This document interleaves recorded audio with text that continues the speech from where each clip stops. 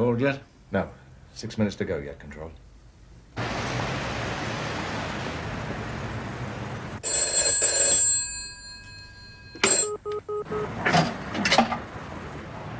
Speak up, please.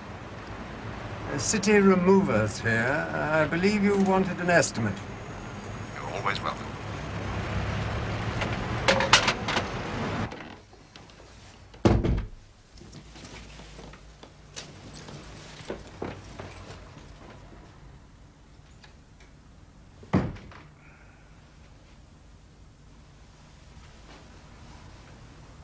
You did exactly what I told you. Talk to nobody.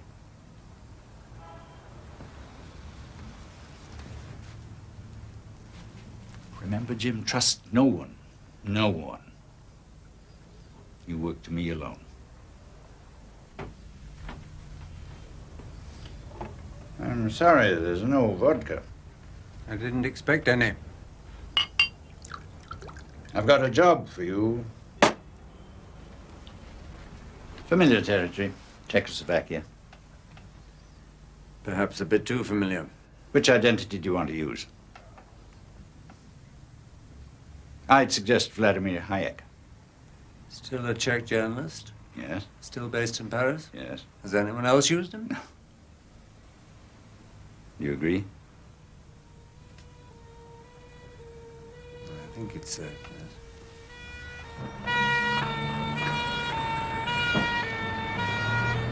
I've had an offer of service, Jim.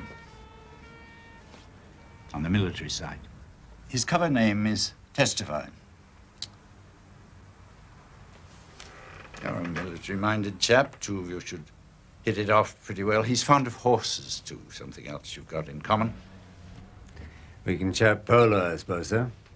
His real name is Stefchek. At the moment, he's an artillery general, but in the past, he's worked in close liaison with Russian intelligence. Very close. And now he wants to talk to us. I have, personally, interviewed an intermediary in Austria. Stefchek now wants to testify to a ranking officer of mine who can speak Czech. Why? There was a girlfriend, student, 20 years difference between them. Such things happen. She was shot during the uprising of '68. Stefchek never forgave the Russians for it. He's been after their blood ever since, laying low, stayed friendly. All the time he's been waiting his chance. Now he's ready. How sure are you?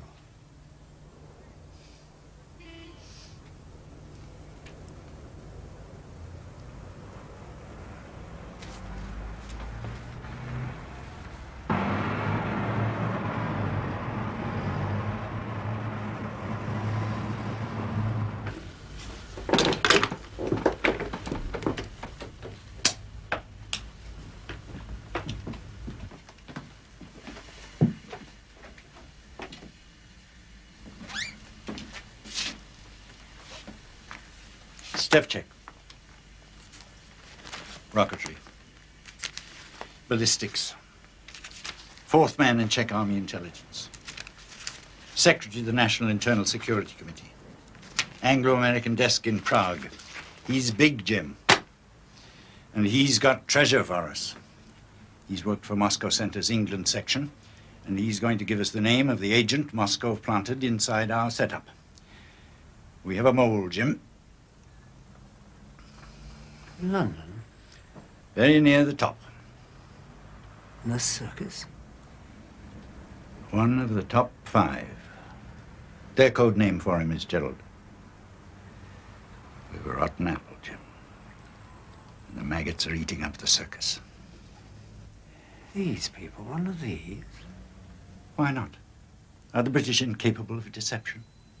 We've turned enough members of other outfits, Russians, Poles, Czechs, even the odd American. Why shouldn't there be a mole in the circus? Now, look at them. Oh, Control, I know who they are. Listen, Jim, we've got to have code names for them. Do you remember the nursery rhyme, Tinker Tailor Soldier Sailor? Finish it. Rich man, poor man, beggar man, thief. Percy Allenine, Director of Operations, Tinker. Tinker. Bill Hayden, head of personnel. Taylor. Roy Bland, head of Iron Curtain Networks. Soldier. We leave out Sailor. Too much like Taylor could be misheard. Rich man. Don't like it. Sounds like police work, fraud, Swiss bank stuff. Toby Esterhazy, top lamplighter, our exquisite head sleuth. Poor man? Yes. Poor man. And George Smiley, my devoted deputy, beggar man. Have you got it? I'll remember. All I want from you, Jim, is one word. Just the one code name. If you have to scrawl it on the front door of the embassy in Prague, or phone our resident Hood and shout it in his ear before you go underground. If there's some kind of a fumble, and that should be necessary, just give me that one word. But remember, Jim, if you're caught, deny me, I don't know you're there. Where do I meet Stefchek? How? When? On Friday, March 20th. Stefchek will be inspecting the weapon research station at Tishnov, Brno. It's about 100 miles north of the Austrian border. From there, you'll be visiting a hunting lodge for the weekend alone. It's a place high up in the forest, not far from Richardson. He'll provide you with an escort from Brno, and he expects you on the evening of Saturday, March 21st. What does he get from us? Usual assurances, if and when he wants to come, we'll look after him.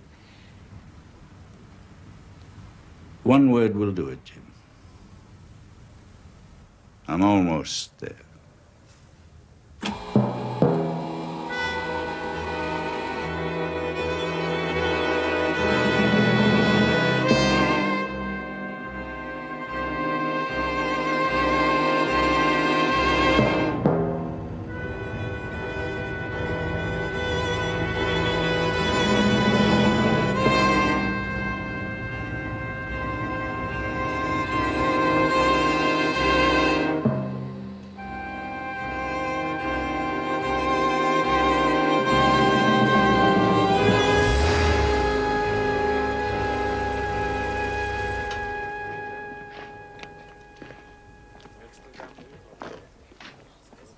Podíváme se tadyhle na ten modrý kus.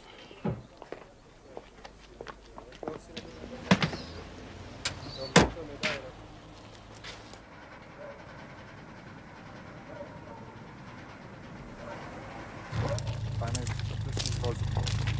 Vy taky. Dejte nám.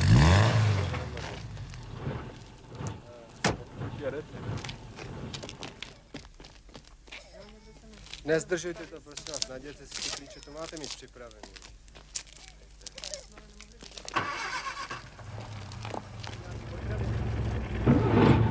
Tady západem, pane Heku. No doufám, že taky za zábavou. Ve Francii nevaří dobré pivo.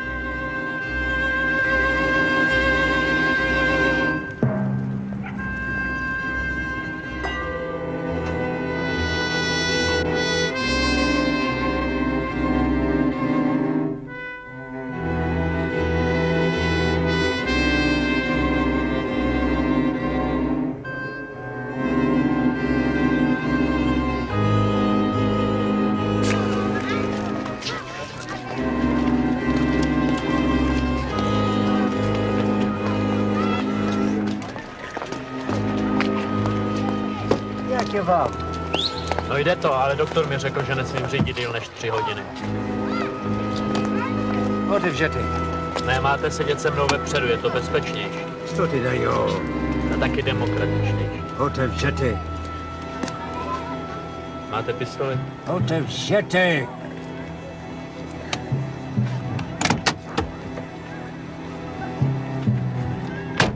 Máte zprávu pro generála?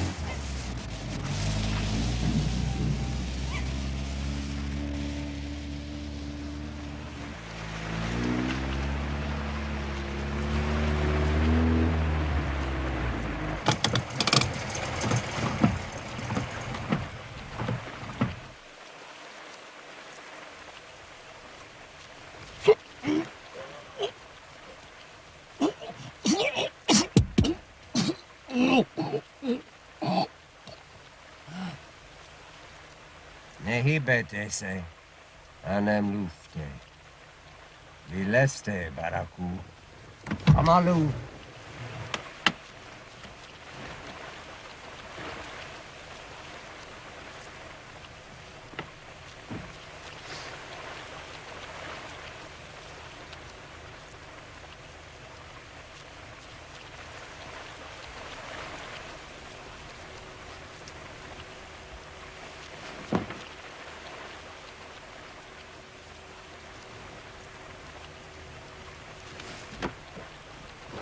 Deset to na sebe. Tychatě. Budu za generálem. A se vrátíš, až tu budu bezpečné. Proč já vím, že to je bezpečné? Ti, kdybych rozvítil, mohl by tě snadno dostat. Ti. Стой, где стоишь! Если попытаешься бежать.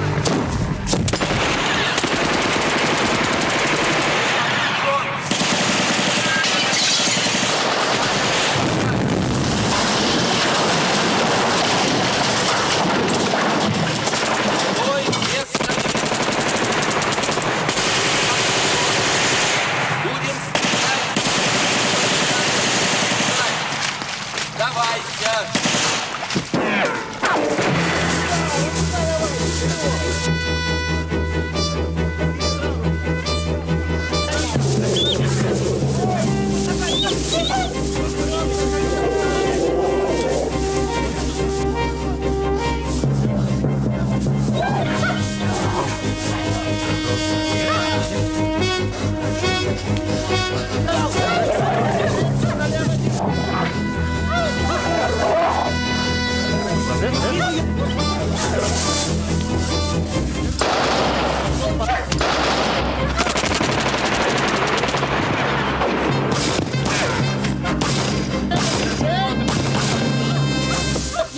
Не видно них? Темно здесь, черт! Ишь какой. Ну-ка, Денис, переверни-ка его на спину. Да чего переворачивать? Холодный он уже. Ну, значит, под собой ничего.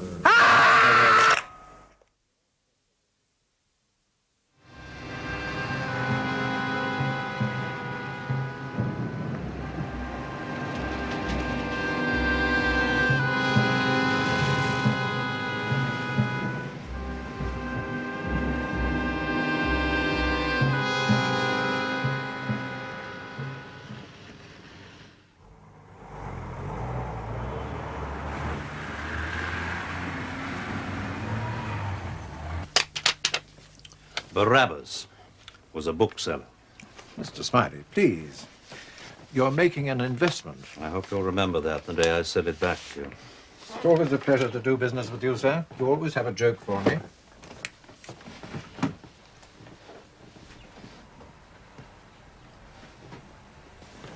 I think, after all, we could trust this to the post office. Yes, I'll send it on, Mr. Smiley. I'll slip out that way, if you don't mind. Not at all, sir.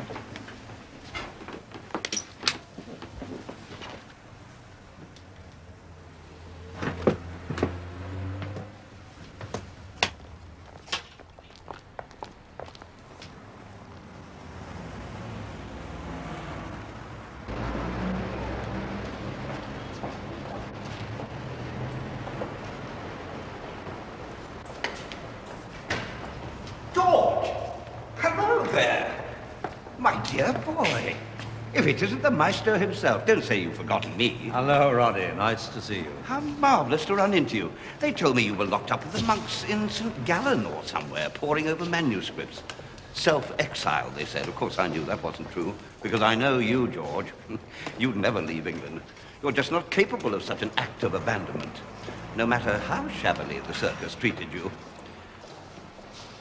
So, what have you been doing all these months? I want to know everything, every little bit.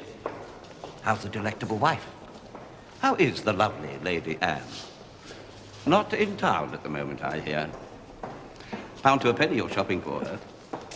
Little presents all the time, they tell me. Going away gifts, coming home gifts. Are you back on the beat, George? Or did you never really chuck it in? Is that it, George? Has it all been cover? Cover, George? Roddy, I've retired. All right, George, if you say so. You look well, Roddy, but I mustn't delay you. Oh, no, George, really, my dear old friend, you can't get away like that. Roddy Martindale simply wouldn't let you. It's months and months since we last had a chinwag.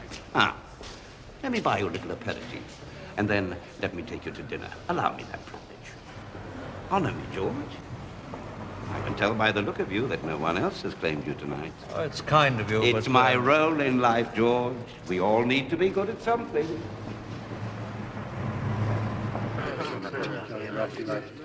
And we mustn't forget Jebediah. Wasn't he your old tutor? Yes, once upon a time. How do you rate Spark, the one who came from the School of Oriental Languages? Place him in the batting order, George. Not quite there. Had trouble with his nerves, so they say. What a pity. All dead and gone now, of course, properly appreciated by only a select few like you and me. You flatter me. Now, George, let's talk about your old boss, Control. The only head of the circus who ever kept his name a secret. Shall we talk about Control? If you insist. Of course, it wasn't a secret to you, was it, George? She never had any secrets from you, his tried and trusted right hand, did he? I don't know. That's the point about secrets. Close as thieves, Control and Smiley were, right to the end, so they say. They are very complimentary. Now, don't flirt, George. I'm an old trooper. You and Control were just like that. That's why you were thrown out. It's why Bill Hayden's got your job. It's why Percy Allaline got into Control's chair when it ought to be you. Why Bill Hayden's his cupbearer and you're out altogether. If you say so, Roddy. I do. I say more than that. Far more. I say this. Control never died at all. He's been seen. In South Africa. Now, we can't blame a man for wanting a bit of peace in the evening of his life. Willie Andrew Arthur walked straight into him in Joburg Airport in the waiting room. Not a ghost.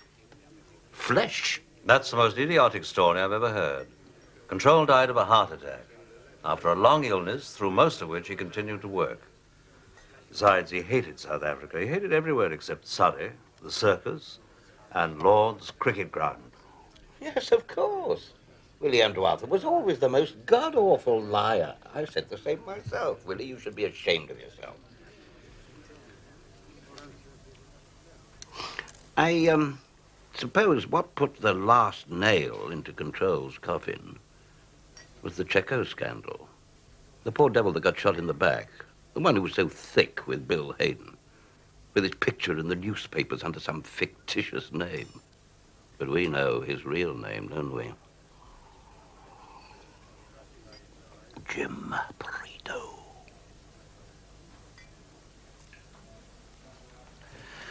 Somehow, I don't think I can ever quite believe in Percy Allaline as chief, can you? Might be just my natural cynicism. But power sits poorly on those we've grown up with, doesn't it? And there are so few who can carry it off for me nowadays. And poor Percy's such an obvious fellow, especially after Control, who's a positive serpent. How can anyone take Allaline seriously? All that heavy good fellowship. One has only got to think of him in the old days, lolling in the bar of the Travellers, sucking away on that log of a pipe, and Buying drinks for all the moguls. Well, really. One doesn't like one's perfidy to be subtle, don't you agree? Now, what's his knack, George? Living off the wits of his subordinates, am I right? Really, Roddy, I can't help you. I never knew Percy as a force, you see, only as a... Striver?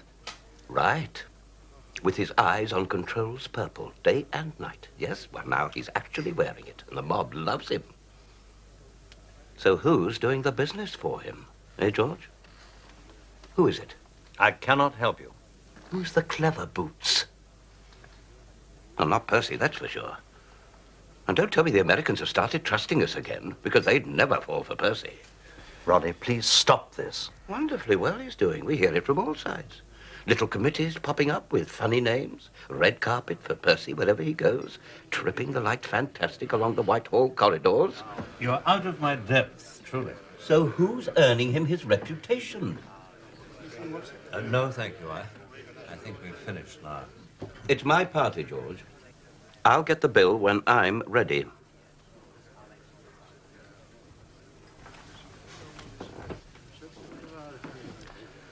So who's pulling the strings for Percy Puppet? How about dashing Bill Hayden, your old rival? In every sense, I'm told. Of course, he never was orthodox, was he?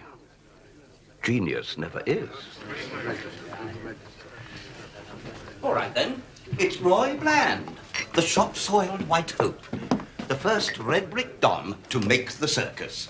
And if it's neither of them, and Control is really dead, then there's only one possibility left. It's someone who's pretending to be in retirement. You, George. Admit it. You featherhead, Martindale, you pompous, bogus, gossiping old featherhead. Roy Bland is not red brick. He was at St. Anthony's College, Oxford. Now, don't be silly, dear. Of course St. Anthony is red brick. It doesn't make the slightest difference there's a bit of sandstone in the same street. Just because he was your protege. I suppose he's Bill Hayden's boy now. Well, Bill was father to them all, wasn't he? Or something like that. It's not mine, thank you. I hope you're not going to tip him. It's a guinea at Christmas. Anyway, it's my party. Draws them like bees to a honeypot, doesn't he, our Bill? Good night, Roddy. You fancy a nightcap? Start afresh with a bubbly? Why not, George? I think I will. Of course, Bill's got the glamour, hasn't he? Not like some of us. Star quality, I call it. One of the very few. I'm told the women literally bow down before him. If that's what women do. Good night. Love to Anne. Everybody's love to Anne.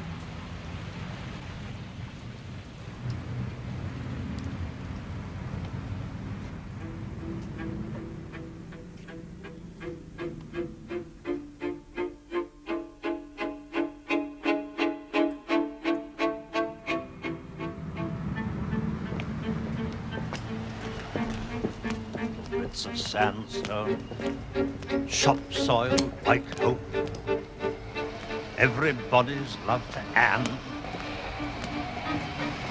Oh, damn. Oh, damn.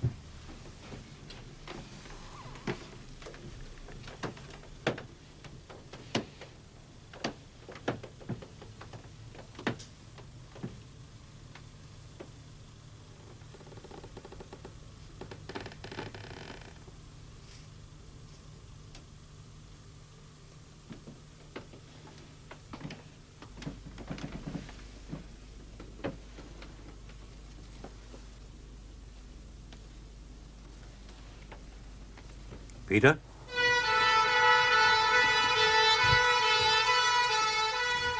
I'd leave that coat on if I were you, George. We've got a long way to go. Well, you're not me, Peter. And before I go anywhere at all, I shall change out of my sopping shoes. And also, I think, make a pot of coffee. You sound a little testy, George, old boy. Lacon is waiting for you. Me, Peter? George, I've been sent to deliver you.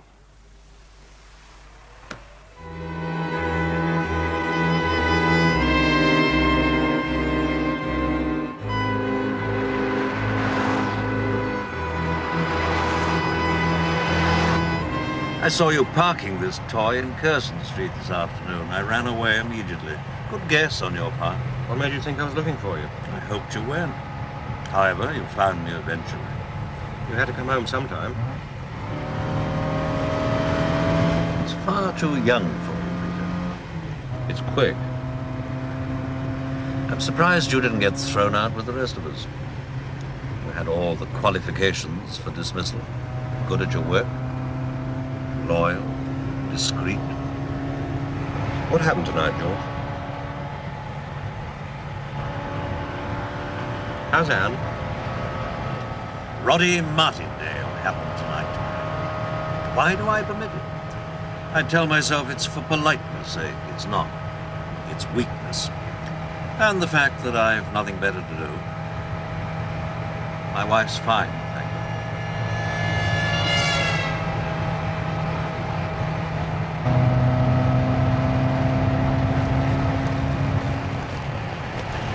They put me in charge of scalp hunters. You are Jim Prideaux's successor? You? Looking after the heavy mob? Why not?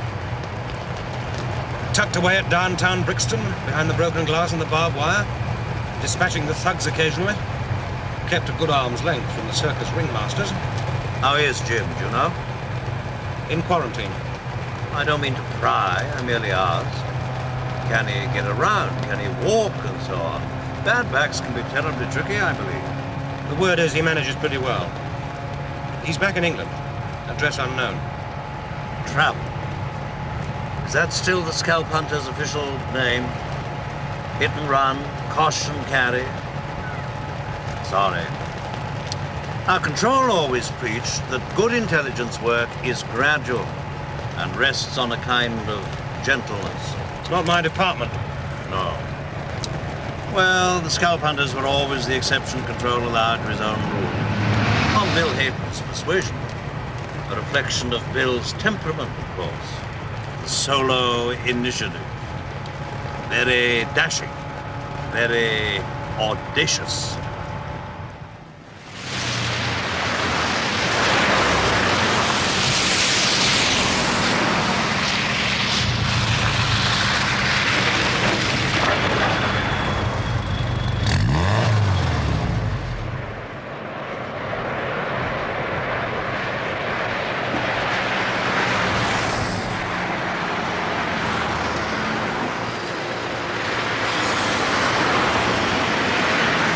Sorry, Peter, what? Lateralism. I said, are you familiar with the word? I most certainly am not. It's the in doctrine now. We used to go up and down. Now we go along. What's that supposed to mean? In your day, the circus ran itself by regions. Africa, satellites, Russia, China, Southeast Asia, West Indies, you name it. Each region was commanded by its own juju man. Control sat in heaven and held the strings, remember? It strikes a distant chord. Well, today everything operational is under one hat. It's called London Station. Regions are out, lateralism is in. Who's station commander? Bill Hayden. His number 2 is Roy Bland. Toby Esterhazy runs between them like a poodle. They're a service within the service. Share their own secrets and don't mix with the pros. There are 3 of them and Alaline. That's right. The object of it all is to make us more secure. A very good idea.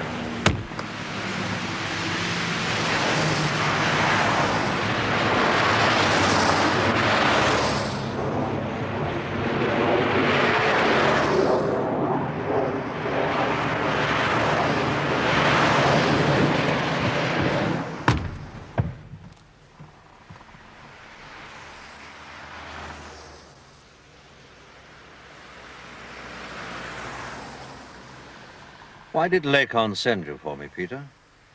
Do you mean why did he send me for you, or why did he send me for you? Quite right, Peter. I should have known better than to ask.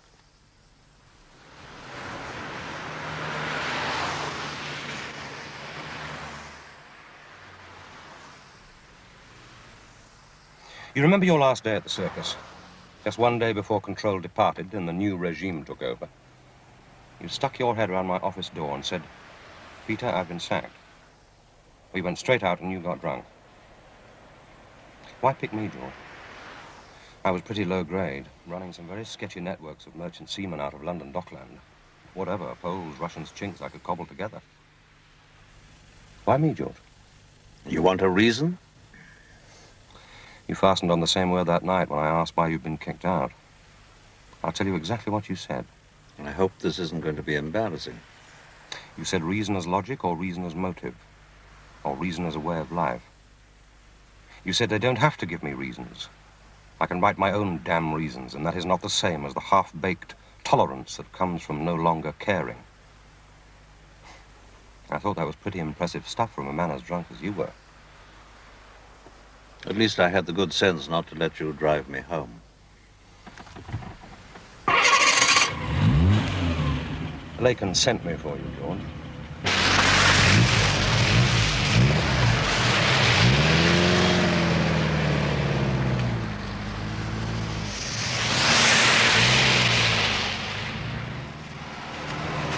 Looks like Count Dracula's blood bank. Lacon once described it to me as his Hampshire Camelot, built by a teetotal millionaire, which he seems to think explains everything. That's out of touch, Peter. Does Lacon have any particular title nowadays? Nothing new. Just Sir Oliver of the Cabinet's office. Permanent watchdog of all intelligence affairs. You know how he loves being one of nature's prefects. George, hello. Thanks for coming. Come on in, will you? Willem? Hope we didn't get too bouncy about George in that blue dog, Willem.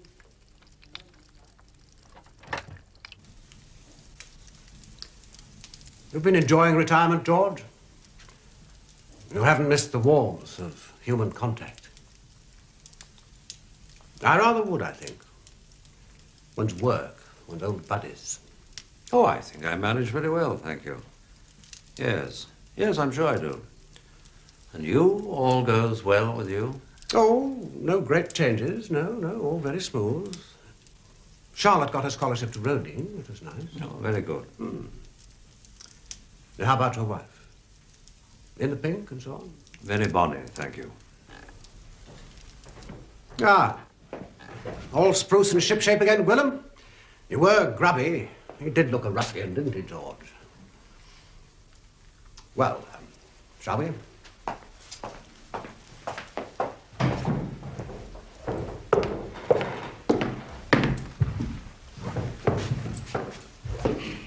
Oh, please, George, I wanted to talk particularly to you. All right, Paul, knock us in, please. I think we know Mr. Smiley, don't you? Yes, of course I do. Once gave me a job, Mr. Smiley. Don't you remember? Tar, sir. Ricky Tar, the lawyer's boy from Marseille. Changed my first nappies, as we used to say. They were very tough interviews he used to give us tender young recruits. Of course, 12 years ago, and is that long, Mr. Smiley? Well, you don't look any different to me, sir. No, 12 years ago, nobody but nobody got taken on unless we got past you. Not even scalp hunters. Aren't quite your type? We all had to get the nod from Mr. Smiley. Tar. Of course I remember you, Ricky. Your father was an Australian, I recall. A solicitor and a nonconformist lay preacher. Altogether a most unusual chap to pop up in Marseille. But just such odd circumstances do seem to provide us with suitable personnel. Bad boys like Ricky. Daddy thought he could beat the sin out of me, but you knew better, didn't you, Mr. Smiley? He only beat it further in. And that's what scalp hunters are made of. Isn't that right, Mr. Gwilym? We're waiting for you, Tar. Yes, I do think we ought to get on. Well, I guess I better make my pitch then. Let's keep it precise, shall we? All the way along. Before you begin, Ricky, do I understand correctly that no one at the circus knows you're in England? Only Mr. Gwilym. You're officially absent without leave.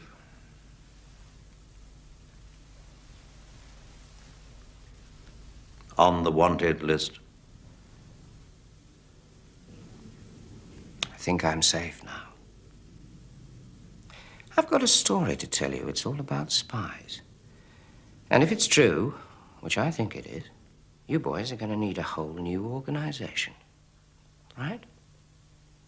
Shall I start with the day you sent me to Lisbon? Changed my life. You might find it's going to change all your lives.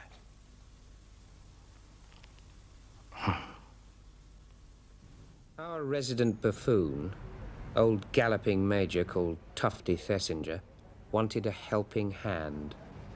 My boss says you've got your eyes on a likely piece of merchandise for us.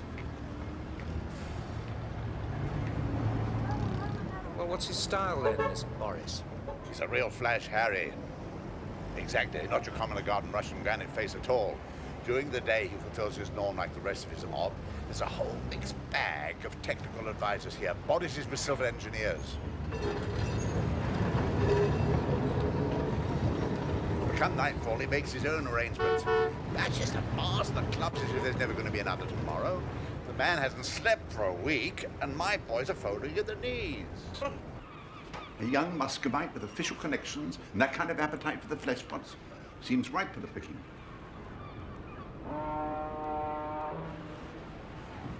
Or use another defector, can't we? Absolutely. Got to keep in stock. Nothing else on him apart from the booze? I've got something to blackmail him on. I would have hardly needed London to come and fix it. Would I? Temper, tough.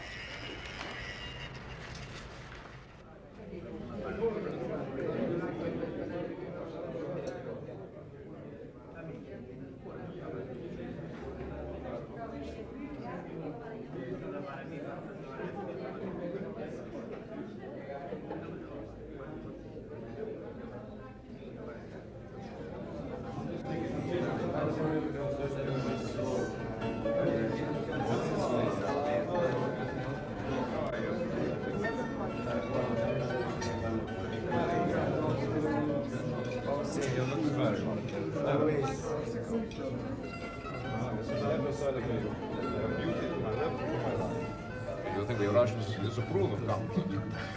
You're wrong, that's the Chinese. All miserable boiler suits and the smallest comfort for the biggest number.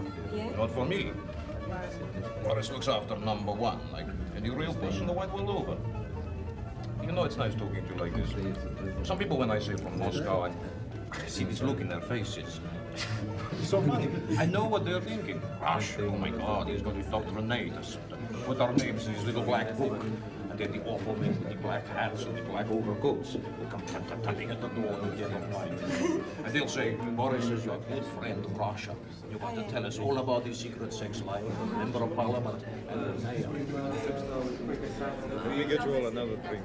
Yes, please, be my guest. Waiter! And I am telling you, we're definitely in the wrong ball game with this, chummy. That's a professional, a Moscow Center trained hood. The way he sets himself. That alone. Well, if you're right. Okay, you know.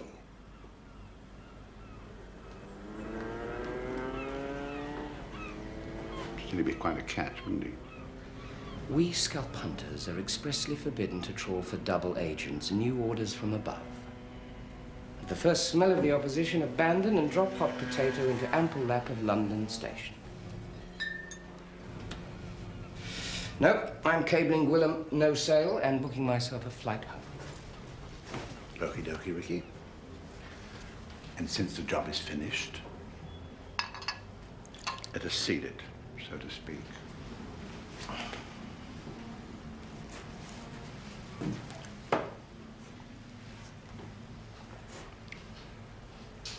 Nags me a bit, though, this Boris. Makes his rounds every night, does he? Never missed yet.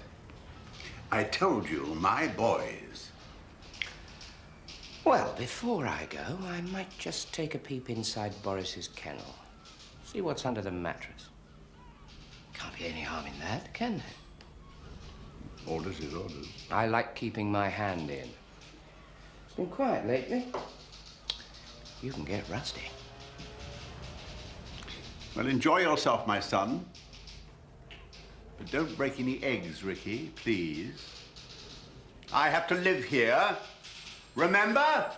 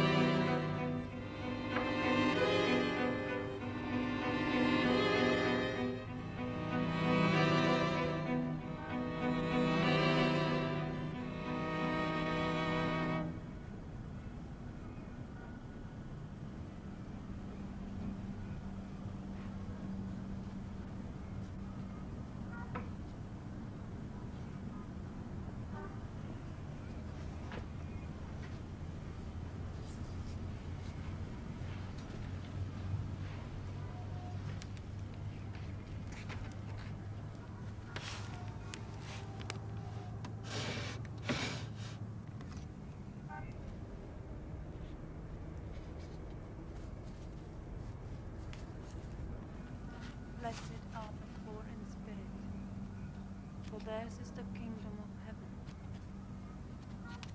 Blessed are they that mourn, for they shall be comforted. Blessed are the meek, for they shall inherit the earth. Blessed are they which do hunger and thirst after righteousness, for they shall be filled. Blessed are the merciful, for they shall obtain. Boris? Good question, lady. Where is Boris? This is his room, right? And believe me, lady, I wish you no harm. I'm sorry if I frightened you. You caught me by surprise, I can tell you. I wasn't expecting a lady, just Boris. I'm his wife. What are you doing Now, here? look, I don't want to upset you. Does my husband know you? No point in pussyfooting, lady. Well, it's this way. Your Boris walked off with my girl tonight, and that's one diabolical liberty. And to add insult to injury, he'd been drinking on my wallet. So I thought I'd come up here and have a word with Boris. Sorry, but that's the way it is. Thanks for not screaming the place down.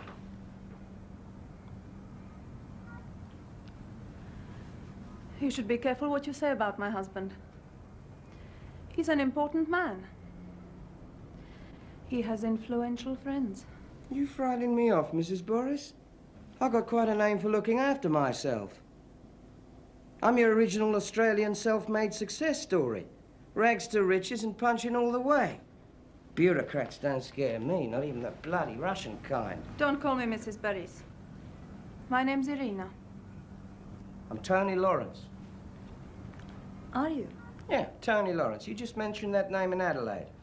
I'm in car sales, property, frozen foods. You know, if I was Boris, I wouldn't be out at night chasing other blokes' women. I wouldn't feel the need. Boris is Boris.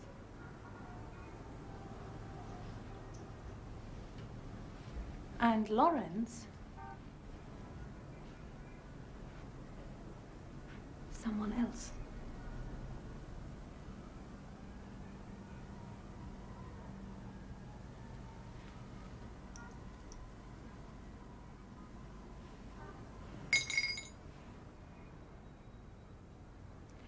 I don't know anything about Australia.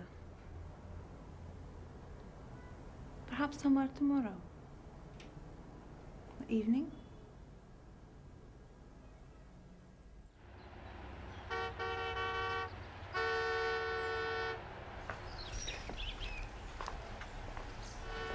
There's an English expression. It takes one to spot one. You wouldn't have fooled me for long. Even without putting those wedges in the door. It's the way we look for things, isn't it? We don't stare. We don't seem to be looking. We are not like tourists, or prostitutes, or pickpockets. We just know how to see. Paris isn't as good as he ought to be. He enjoys showing off too much, so he misses things. He missed you, didn't he?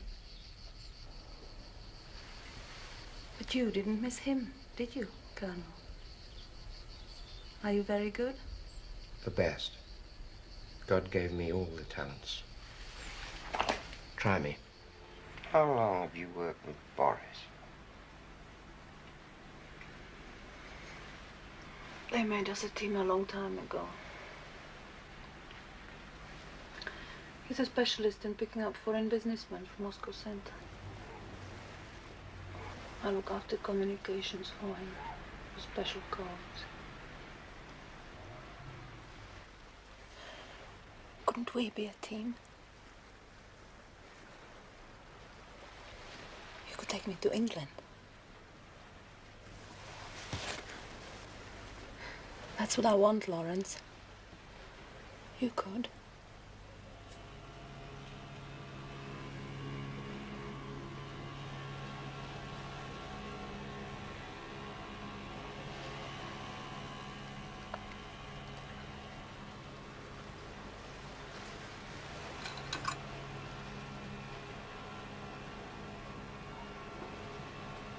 I know something. Something so important. It's one of the biggest secrets ever. It would make you so famous.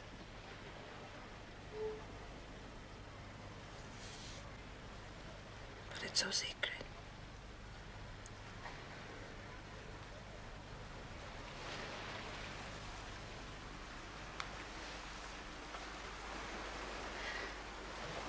Tell me.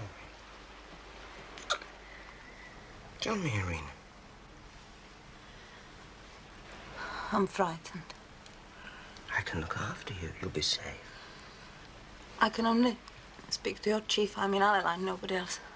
It's too dangerous. I can only speak to Adeline. Tell me. Only the head of the circus. Go back now. They'll be looking for me.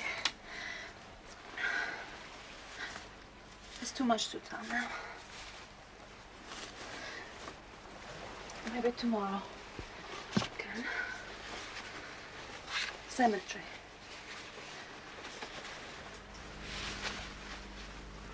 Come on, Lawrence. We can talk in the car. Tomorrow. There's too much. Be calm.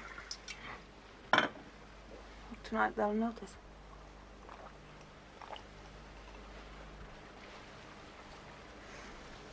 I drink too much sometimes. They are used to that. Some of the priests are drunkards. They told me that at school.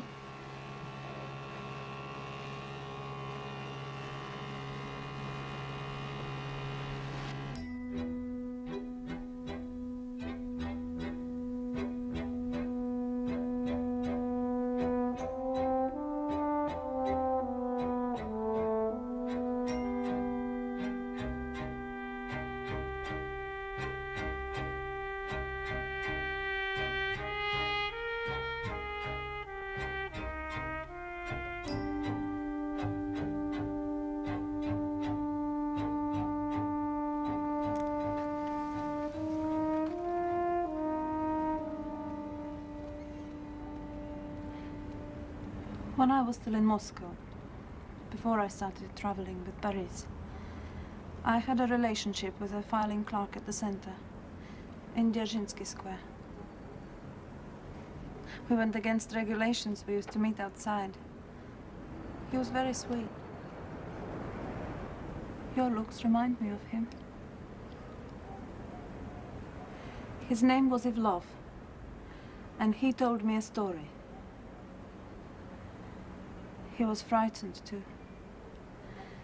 But sometimes if you know something that's so big, so secret, you have to tell it to someone. It has to be someone you love. Like I'm telling you now. It's all right, darling. It's all right. Have you heard of Carla? He's an old fox, the most cunning of them all at the center. And he works so secretly that some people don't even know he exists. This story Ivlov told me concerns one of Carla's greatest conspiracies. And it is happening in England. Do you know what is meant by the word mole? Yes. Moles burrow very deep into the fabric of Western imperialism. They are very dear to Moscow Center because it may take 15 or even 20 years before they are used. Well, my friend Ivlov told me he had worked in London. His cover was as a driver at the embassy. Do you have a name to give me? Ivlov's work name in London was Lapin. He didn't know it meant rabbit in French. It fitted because at the embassy he was supposed to be just a nobody, serving drinks with women at receptions. But all the time, he was the secret right-hand man to Colonel Gregor Viktorov. And Viktorov is the agent who briefs and debriefs them all. His name, Irina. In London, Viktorov's cover is cultural attaché, known as Polyakov.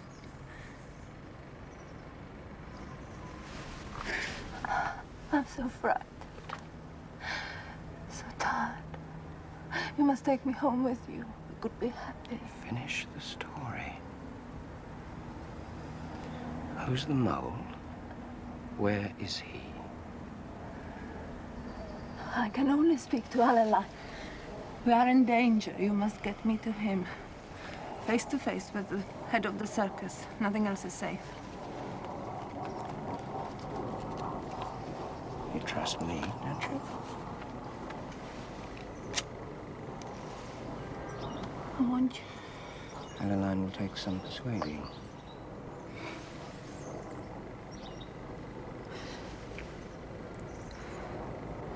Tell him I have information crucial to the well-being of the circus. Use those words.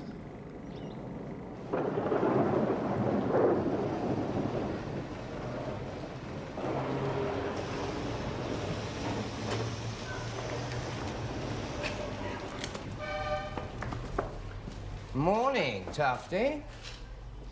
Can I come and play with your toys? I thought you'd finish your holes, Ricky. What must they be thinking back home? It'll be all right. Got a postcard to send them. They're gonna love me for it.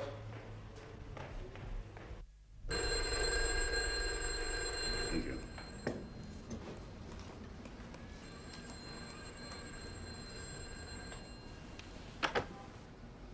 How much you going to tell me?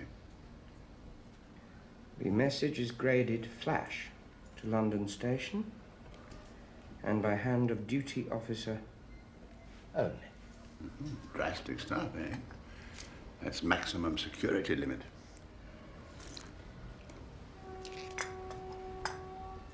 What did you get on Boris?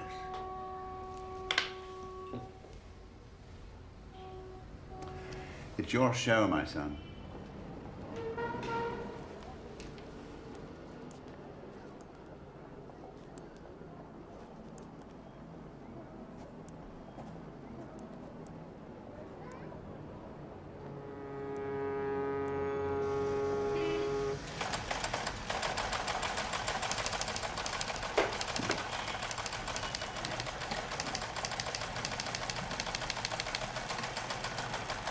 Nothing for you, Ricky.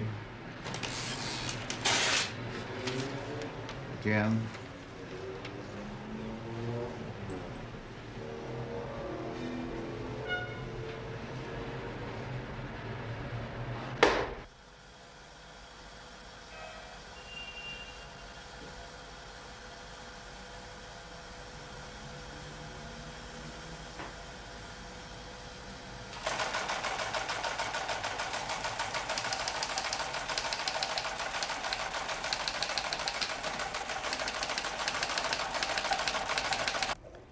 Supplied date of intake into Moscow Center.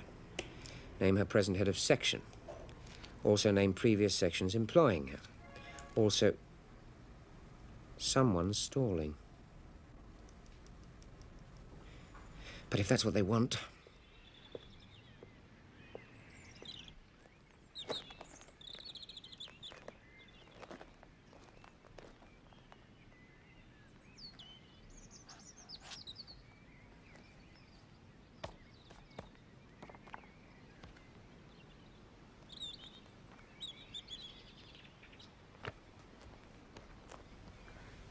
Lawrence, listen, I'm talking to you. This is my gift for you in case they take me away before I can speak to Alleline. I would prefer to give you my life, Lawrence. But I think it more likely that this wretched secret will be all I have to make you happy. Use it well.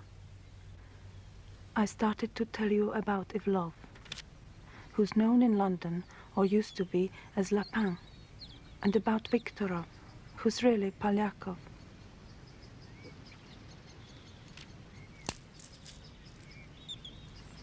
The mole in London is known by the code name of Gerald. There are many remarkable measures to preserve his security, the most secret imaginable. Written reports from Gerald to Carla in Moscow Center are cut in two and sent by separate couriers, even after coding. And Gerald's output has sometimes been almost too much for Polyakov to handle. Some of it is spoken onto tape at secret meetings and can only be played back on special machines. And there is also undeveloped film, and anyone opening the reels the wrong way destroys it immediately. Lawrence, this is the secret I'm giving you, with all my love. The mole Gerald is a high functionary in British intelligence, very close to the head of the circus. Lawrence, I fear for the safety of anyone employed by the circus.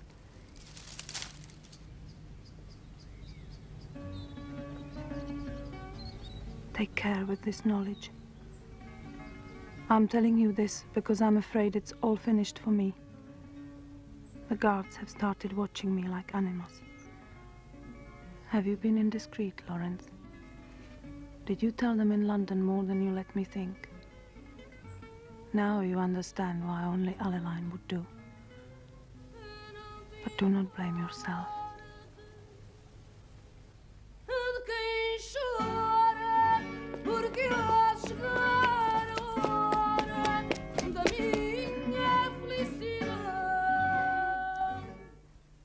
Will they let us live in Scotland, Lawrence?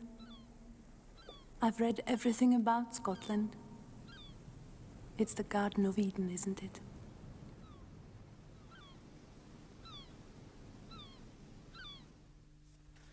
Well, there's a bit at the end. Read it. In my heart I am free. Deep inside me burns a new and blessed light. I used to think that the secret world was a separate place and I was banished forever to an island of half people. But God has shown me we have only to open the door and step outside to be free. Lawrence, you must always long for the light which I have found. It is called love. Now I shall take this to our secret place while there is still time.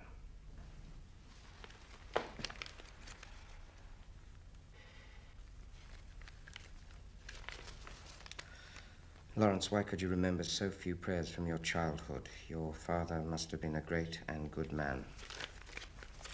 And that's it.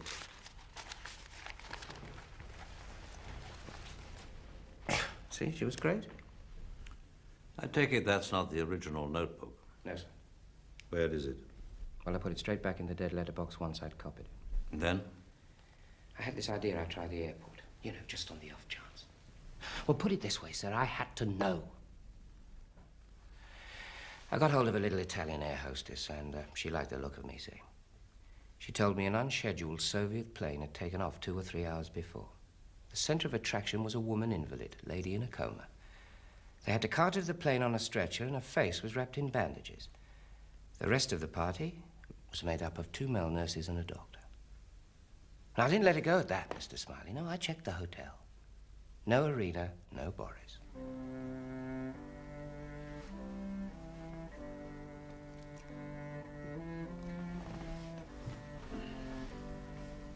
My musical daughters.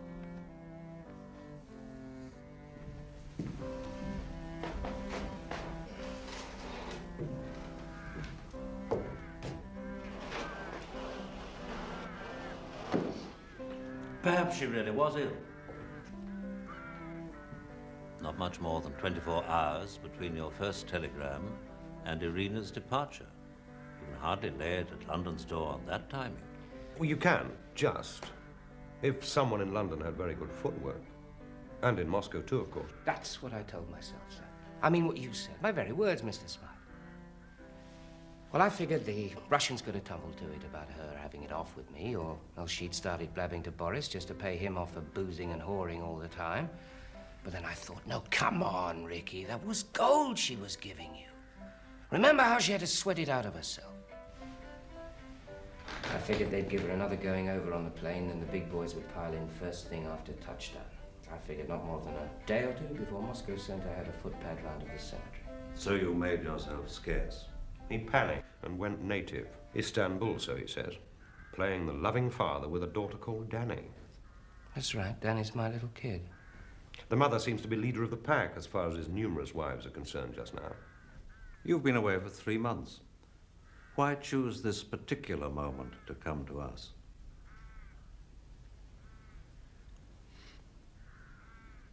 Go on. Did something frighten you? Someone looking for me. Who? I didn't stop to find out. That's why I came. No, Ricky. Passports. Who are you at the moment? Poole, British. Well, I reckon Lawrence wasn't exactly the flavor of the month in Moscow, so I had that run up. It's not bad for the money. When he went to Lisbon, he had 2 Swiss escapes. One for him, one for Boris. What did you do with them? How did you get rid of them? Burn them. And how did you get back to England? Soft route via Dublin. I've given Mr. Gwilym the details. I'm doing what I can to check. Well, you be damn careful, baby, because I don't want the wrong people on my back. Took my gun away, too. Now, he shouldn't have done that, should he, Mr. Smiley? Why did you go to Mr. Gwilym? Didn't it cross your mind he might turn you straight over to Alanine? Mr. Gwilym's my boss. Besides, I don't figure he's got any more liking for the new arrangements at the circus than you have, Mr. Smiley. We don't need that tar. He kept well out of sight. As soon as he gave me his story, I rang Sir Oliver from a call box. I rang him here, not London. Well, damn it, there was no reason to suppose the phone was tapped. There was every reason.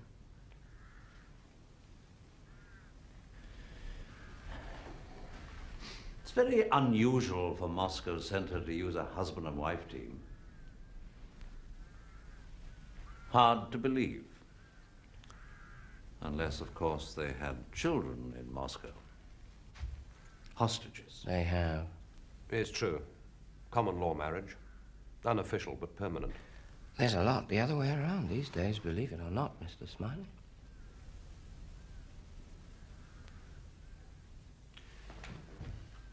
Fit, George? Natter? Garden? Super. Paul?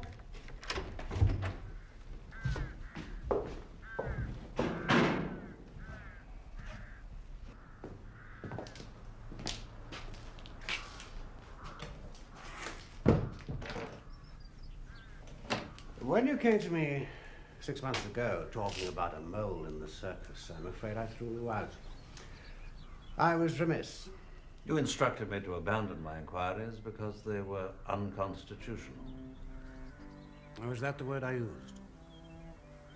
How very pompous of me. You never had any, did you? What? Children. You and Anne. No. I have to admit I didn't absolutely trust your motives. I rather thought Control had put you up to it, you see, as a way of hanging on to the power, keeping Percy Alaline out. There are 3 of them, and Alaline. Control's words. The composition of the now all-powerful London station. Bill Hayden, Roy Bland, Toby Esterhazy, 3 of them, and Alaline. Yes, quite, but at the time, George. After all, we both held perfectly honourable positions. You felt Jim Prideaux had been betrayed in that shoot-up in Czechoslovakia and you wanted a witch hunt. My minister and I felt there'd been gross incompetence on the part of Control. We wanted a new broom. A view which the Foreign Office shared, to put it mildly. Oh, I quite understand your dilemma. Thank you. It isn't every day the head of one's secret service embarks on a private war against the Czechs. And don't forget, George, you were Control's man. He preferred you to Hayden. When he lost his grip and launched that extraordinary misadventure, it was you who fronted for him. You were in the hot seat. You had to go. It wasn't as if you offered a suspect.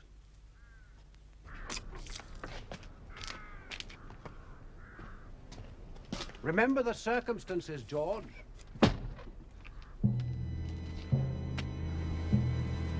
All in all, I'd say Percy Alaline has done extremely well. With Bill Hayden to field for him, who wouldn't? He's produced intelligence instead of scandal and won the trust of his customers. That special sauce of Percy's, it produced the witchcraft material. Is that still running? Since you ask, yes. Sauce Merlin is our mainstay. And yes, the name of his product is witchcraft. The circus hasn't produced such good material in living memory. And mine, anyway. Does it still get the same special handling? Certainly. And now precautions will have to be more rigorous than ever, won't they? No, Gerald the Mole would soon latch on to that. Of course he would. We can't move, can we? We can't investigate because we can't employ the circus. We can't eavesdrop or watch or open mail because to do any of that, we need the services of Esterhazy's lamplighters. And Esterhazy is suspect like the others. It's the oldest question of all, George. Who can spy on the spies? Get the security mob in. They'll do a job for you. They know the minister won't have that. Rightly, too. A lot of ex-colonial bobbies flying through the circus files. It's a serious point, George. We do have agents in the field, and I wouldn't give much for their chances once the security gentlemen come barging in. How many do we have? 600, give or take a few. Plus 120 behind the Iron Curtain.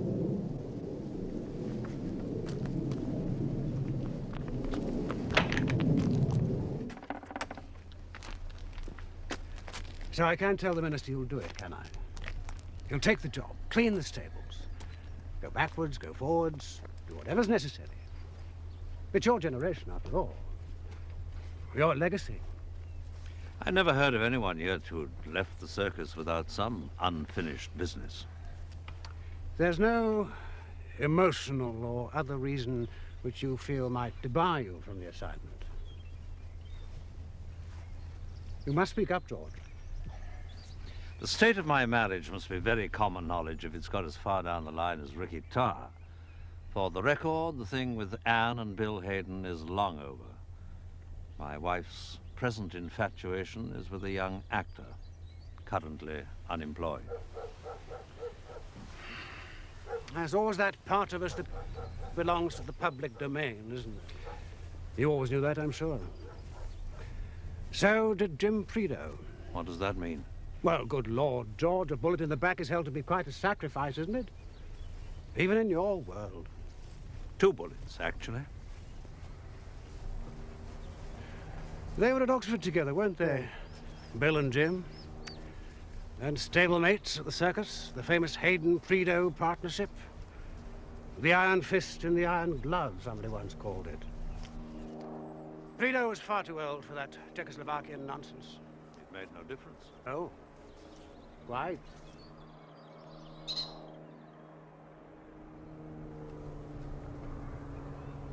I shall need some help.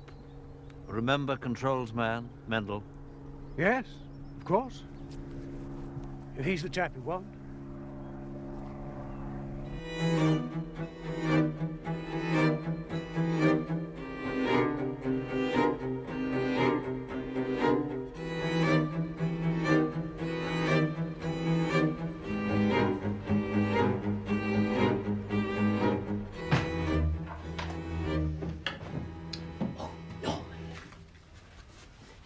The table's Georgian, so you will love it for me, won't you, Mr. Barraclough?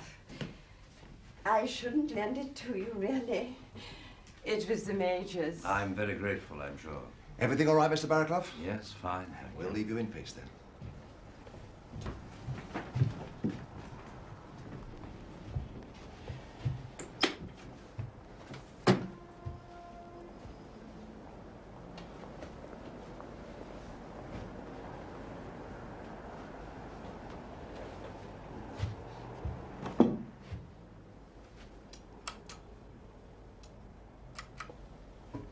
I shall want every scrap. And you've known me long enough. Times of entry and exit, who comes, who goes, and most of all, more important than you can possibly imagine, this. Any suspicious characters taking an interest or putting questions to your staff under any pretext.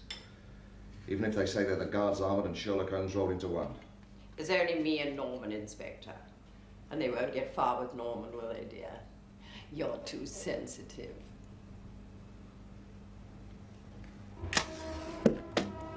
Same with any incoming letters for him. I shall want to see postmarks and times posted, where legible. And one thing more. There'll be objects which now and again he's going to ask to be lodged in the safe. Mainly there'll be papers. And there's only one person allowed to look at those objects apart from him, and that's me. Don't try fiddling with them, because he's sharp. And you've known me long enough.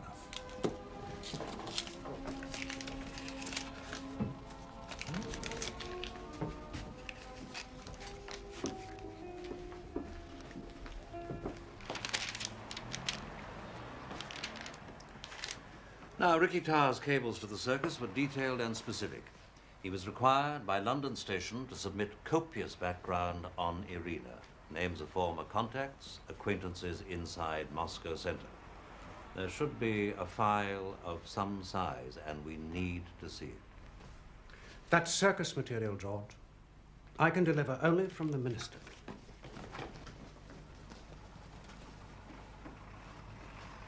I know that look, George. I'm breaking into the circus, am I? Playing burglar Bill. If you wouldn't mind, Peter. And while you're enjoying yourself, I shall visit Oxford to look up an old and invaluable friend. Please, don't take any unnecessary risks.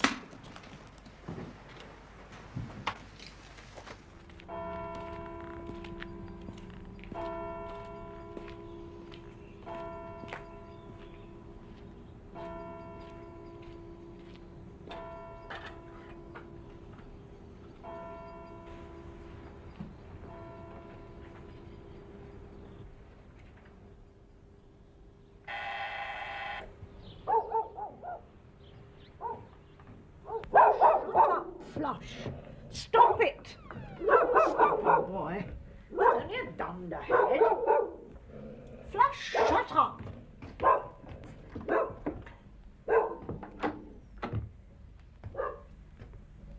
George Smiley. Oh, you lovely, darling man. You haven't come to throw me a Hoover. You're my gorgeous George. Connie. Oh, George. Oh. Oh.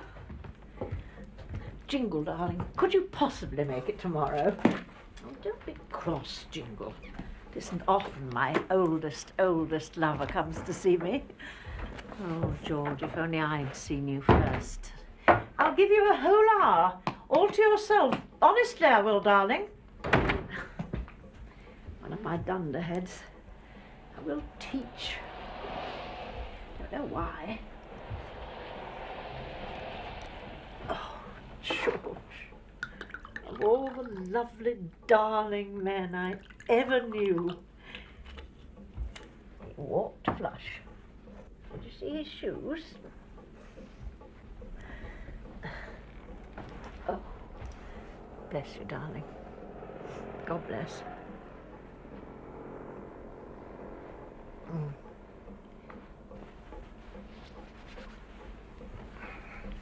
Did he walk alone, Flush? Not accompanied, were we? Quite alone, Connie. So, what does George want from Connie, the bad boy? Her memory. To go over some very old ground, Connie. Hear that, Flush? First they chuck us out with an old bone, then they come begging to us. I was the best head of research the circus ever had. Everyone knew that. And what did they say the day they gave me the chop? That personnel cow. You're losing your sense of proportion, Connie. It's time you got out into the real world. Well, I hate the real world. I like the circus and my lovely boys.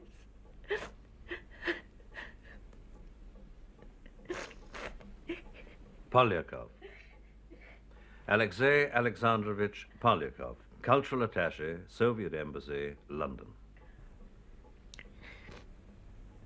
Born March the 3rd, 1922, in the Ukraine. Graduate of Leningrad State University. Height 5'10". Colour of eyes green, colour of hair black. Married, but unaccompanied by wife. And a 6-cylinder Carla-trained hood, if ever I saw one. But don't tell Percy Alaline or Toby Esterhazy. Oh, no. Alexei Alexandrovich was as pure as the driven snow. He was Purcell White, wasn't he, Flush? And Connie's an old silly, because if she doesn't lay off and do as she's told, she'd have to pack her bags and go. He's come alive. Polyakov. Just as you predicted. Of course he has. Of course he has. I knew it in my bones. The day he arrived, I thought, hello, I'm going to have some fun with you. Tough as a button.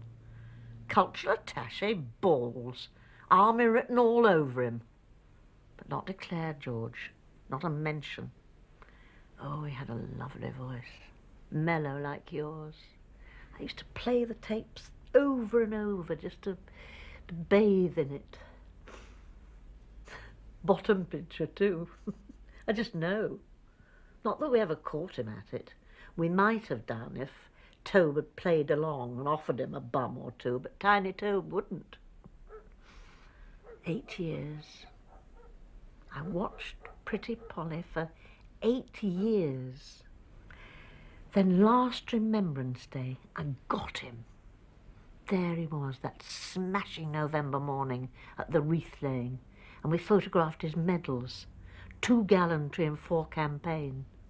Oh, yes. Alex Polyakov was a star soldier, just as I'd told them, and not a word.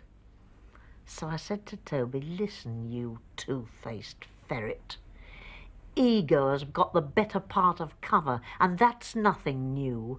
Now will you turn Pretty Polly inside out for me, because Connie's little hunch has turned up trumps.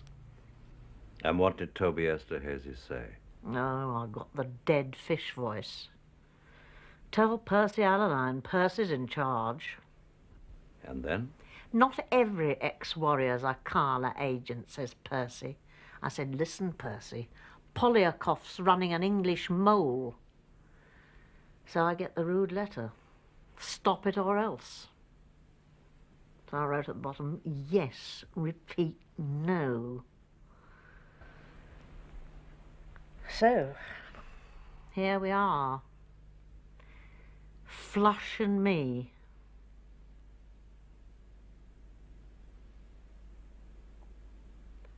Please kiss me, George.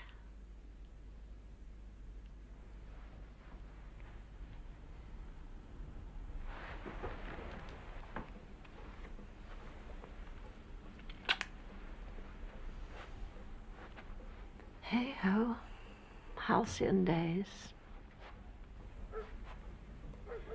Did I start the landslide, George? You were always dead right, Connie. And is George now picking up the pieces? Something of the sort. Poor loves. Trained to empire. Trained to rule the waves. Englishmen could be proud then. They could, George. All gone. Taken away. Bye-bye, world. If it's bad, George, don't come back. Promise? I want to remember you just as you were. My lovely, lovely boys. Promise.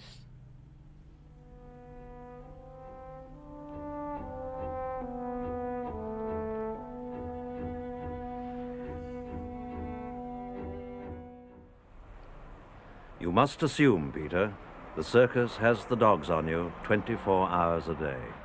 Think of it as a foreign country. Hello, Bryant. Hello, nice to see you again, sir. Just a moment,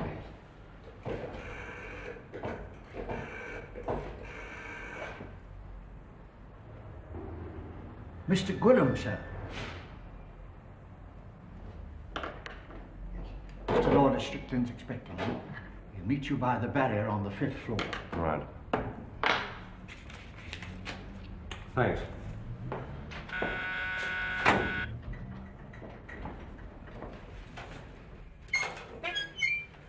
About time someone oiled this thing, isn't it? We keep asking. You can talk till you're blue in the face.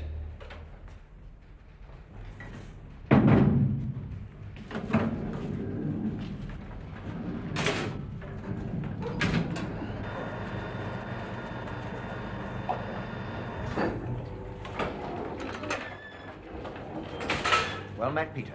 Greetings. A trifle late, but never mind. Sorry, Lorna. You have to make allowances for the country yokels.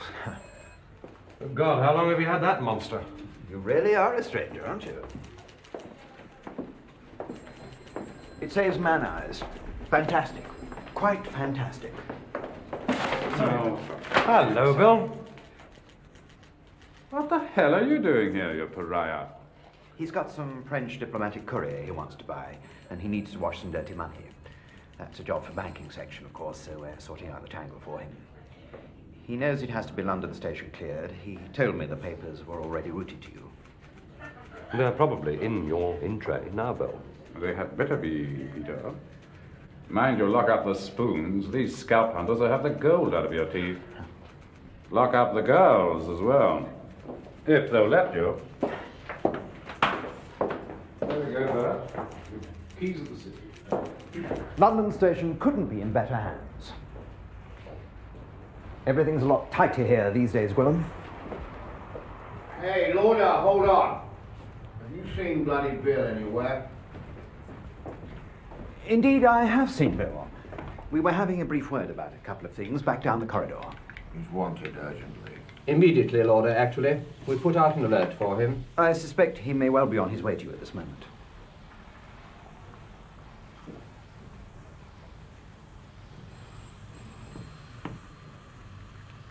Peter. Hello. Hi. Thanks for the glad hand. I did wipe the cow dung off my boots. What's the joke, Roy? A joke, Peter, old lad. Just surprised to see you, that's all. We're used to having this floor to ourselves. Would you like to see my pass, Toby? How are you keeping? Oh, I wintered very well, thanks. You know what it's like living at the Brixton Rest House these days. Plenty of Ludo, ping-pong. Normally I'd be having my afternoon ziz at this time. Off with you, Peter. Don't waste Lorda's time. No, sir. Sorry, sir.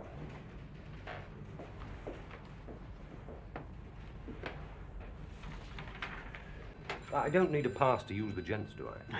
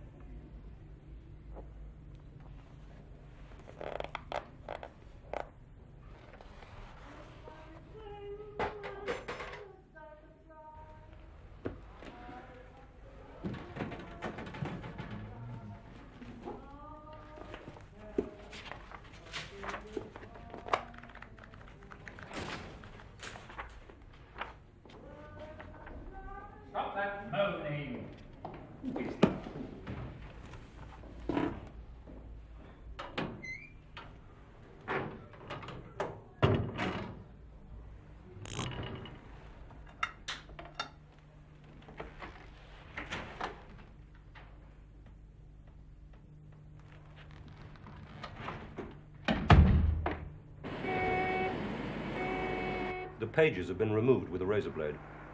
No mention whatever of Ricky Tarr's cables from Lisbon. No Irina, no Boris, no Tar. There's a note scribbled on the next page which says all inquiries to head of London station. It's in Toby Esterhazy's handwriting. The janitor's attendance list has also been removed. Nothing to tell us who was duty officer that night, or even who was in the building. Connie's appraisal matches the story Irina gave Ricky Tarr. The implications, the indications, are that Carla has managed to build himself a cadre of senior men placed about the globe who work directly and exclusively to him at Moscow Center. Polyakov is Carla's executant in London. You offer that as a working hypothesis? Operation Witchcraft, that vital flow of Russian intelligence which happily came Alaline's way. Supplementary estimates to the Treasury. Special accommodation in London. Wider exploitation. See also secret annex. May I see it?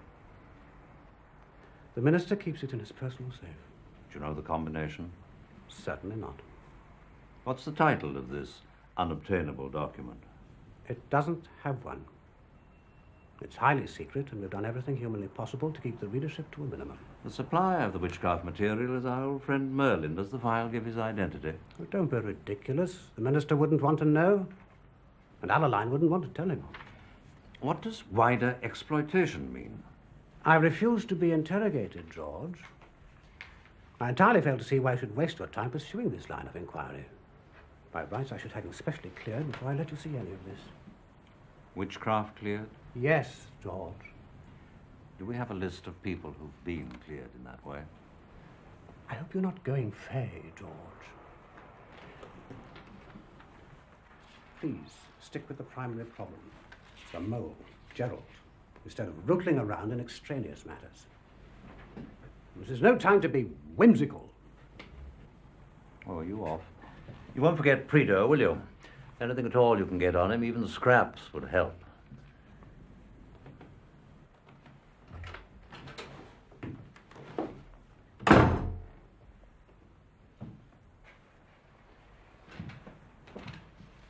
He has a point, George.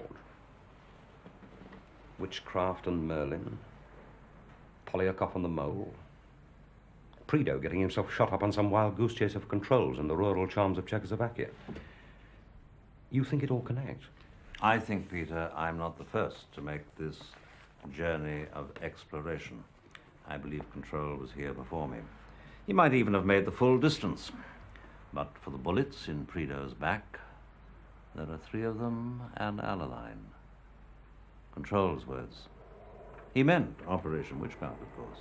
Merlin's minders, or inventors, or programmers, or marionettes, or what? Why was Control always so hostile to Alaline? Percy wasn't a complete fool. Percy can flirt, Peter. And Control hadn't reckoned on the power of the Alaline lobby. Who were they? Golfers. Golfers and conservatives. That's what Control said to me. I got a call from Control one day, very sharp, very combative. George, come in here or there'll be bloodshed.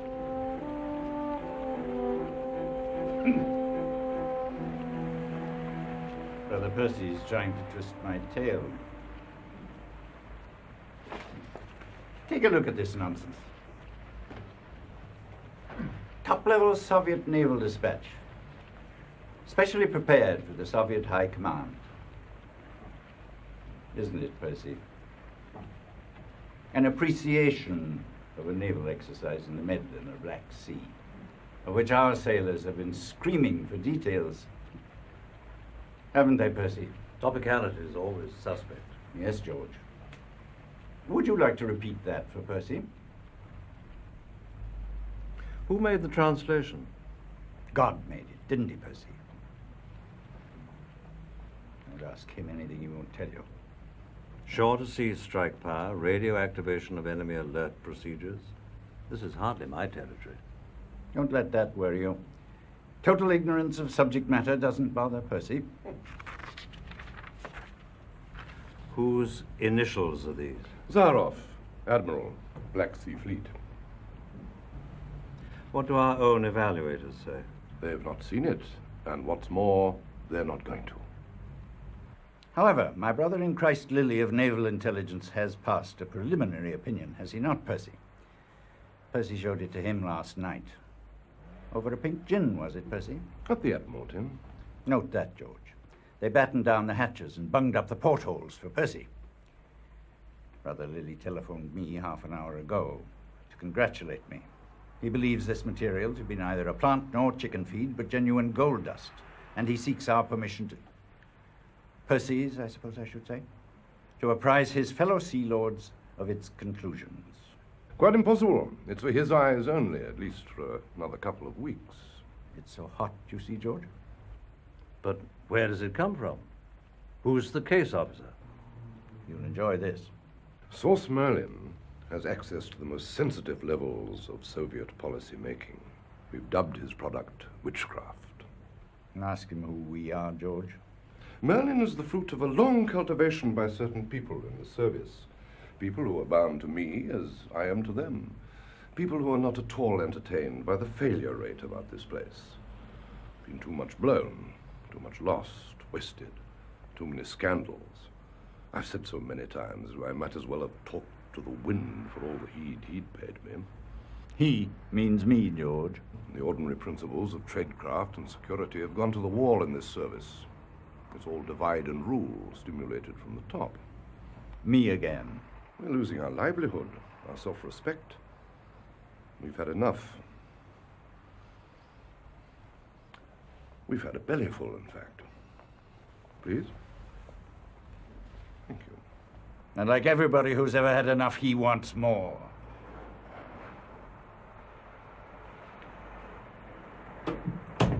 This service. Percy Allaline would sell his mother for a knighthood, and this service for a seat in the House of Lords. Suppose Merlin's genuine. Suppose Merlin would pick Percy. It seems somebody has. I gather Percy's under the impression he'd picked himself and a whole team. You're sure he left you out, are you, George?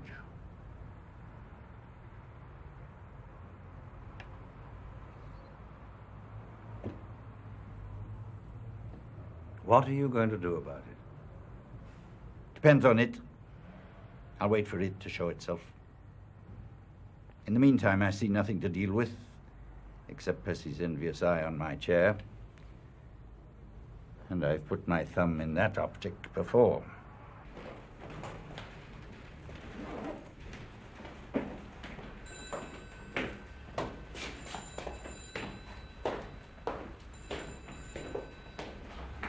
George, little Tattle Tuesday again? No, Percy. Kirby, right. This time.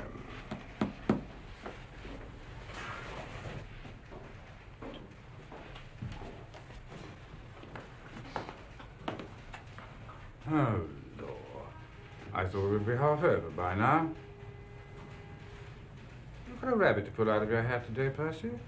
You've got that Britain can make it look about you. Very intimidating. Should we have brought our sandwiches? I'll be brief, Bill, so long as I'm not obstructed. I'm sorry. Traffic. Should have walked. I think you and Percy between you are contriving to keep me off the streets.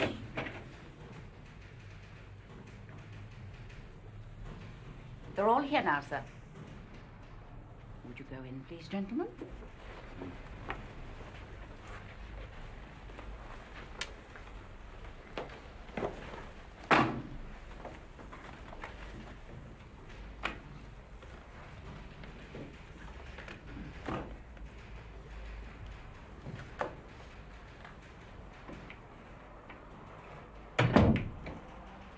How often do I have to emphasize the extreme sensitivity of the source of the witchcraft product? I must insist there is no existing method of Whitehall distribution to meet the case. Do I have to remind you of that disgraceful incident when an undersecretary, albeit overworked, so be it, but the fact remains the man actually gave his dispatch box key to his personal assistant. We simply cannot afford that kind of ludicrous insecurity when we are handling witchcraft. Now,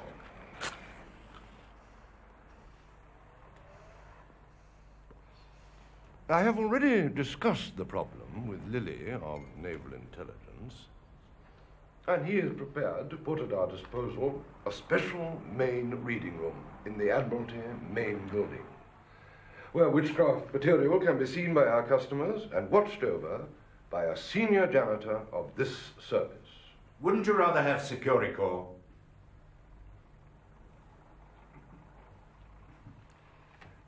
The reading room will be known for cover purposes as the conference room of the Adriatic Working Party, the AWP room for short. Thank you.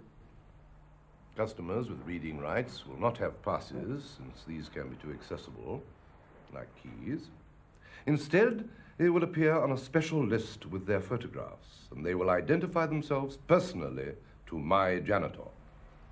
Who's janitor, Percy? Well, he's already got his own personal wizard. The odd commissionaire seems modest enough domestic star. Allowing that all this is necessary. Essential. My minister will want to know a lot more about the cost. He'll want it to appear to be borne by the Admiralty, even if you have to reimburse capitally. Yes, of course. The reading room will have to be extensively rebuilt, to begin with. Now, I would like to call your attention to the Foreign Office comment on the most recent witchcraft product, and I quote, "This document sheds an extraordinary sidelight on Soviet aggressive thinking."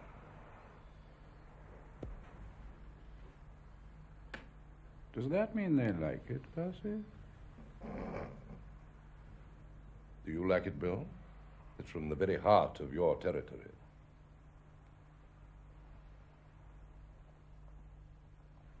The fact is, in 25 years, I haven't laid hands on anything of that quality. And unless I'm extremely mistaken, nor have our American cousins. Anyone taking that stuff to Washington could drive a very hard bargain indeed. Early days, Bill. Agreed, George. But if Merlin maintains the standard of that, we're going to be able to buy whatever's in the Yank shop. I don't think control is going to play. That would rule me out as well, of course. Percy will get his reading room. Yes. And after that, I suppose anything is possible.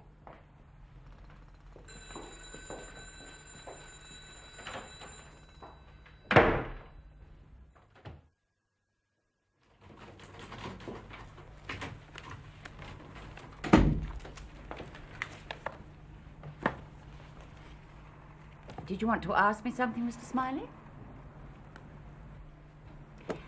I'm afraid he's not seeing anyone at all today. Again? I'm being asked why he's cancelled the Tuesday conferences. You know I can't add anything to his memorandum, Mr. Smiley, even for you. Even if I could, Mr. Smiley. No, of course. I was rather hoping, before I set off on this Hong Kong trip he wants me to make. Well, when I get back, perhaps you'll have got through that little lot.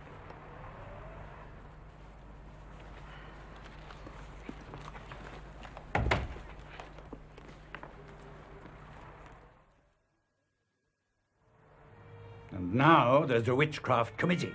The minister's in the chair. Allaline's vice chairman. Merlin's become an industry. It's the industry, and I'm not employed. You won't even read Allaline's reports. I haven't time. Buying their way in with counterfeit money. Tell them that. Tell them anything. I need time. There are 3 of them, and Allaline. Sweat them, George. Tempt them, bully them, any damn thing. Give them whatever they eat. I need time.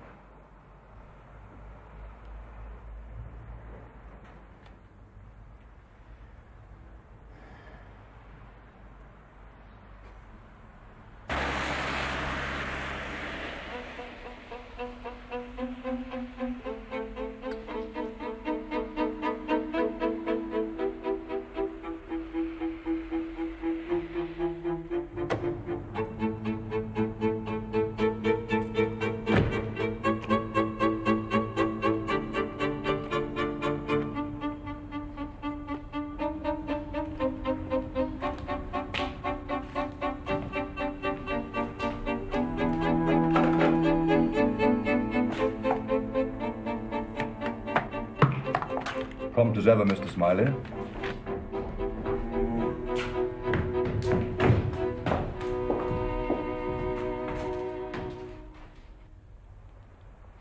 How are your children, Toby? Doing terribly well, thank you, George. The boy's at Westminster, have I got that right? Your daughter's probably left school by now, has she? First-year medical student. Loves it. Good for her. Toby, I have to ask you this. Sorry to come prying.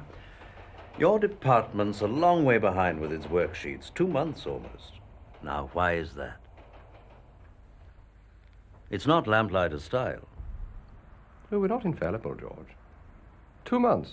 Well, I won't question it. Is it terribly important? Of course, if you say it is, then I'll see it's dealt with, of course. The question is, why, Toby? Let me be blunt. Not your style, George. I'm allowed to say that, surely. I am, after all, one of your oldest protégés. Vienna was a long time ago. You haven't perhaps been using your staff for any special jobs lately, have you? Either at home or abroad. I mean the kind of special jobs which, for good reasons of security, you haven't felt able to mention in your returns. Who would I do that for, George? You know, in my book, that's completely illegal. Well, if Percy Allaline, for example, ordered you to do something and not recorded, that would put you in a difficult position. What sort of something? Clear a foreign letterbox, prime a safe house, watch someone's back, spike an embassy. It's all lamplighter work. If Percy told you to do it, you might quite reasonably assume he was acting on instructions from the 5th floor.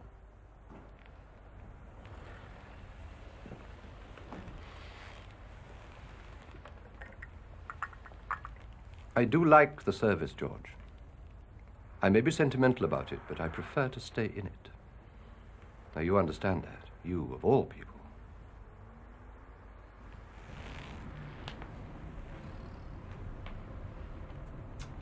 My problem is promotion. I mean, the absence of it. I have so many years' seniority that I feel actually quite embarrassed when these young fellows ask me to take orders from them. Who, Toby? Which young fellows? Roy Bland? Percy? Would you call Percy young? Who?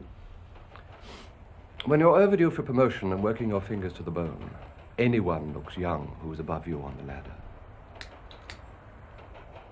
Have you been taking orders? You know the line of command, George.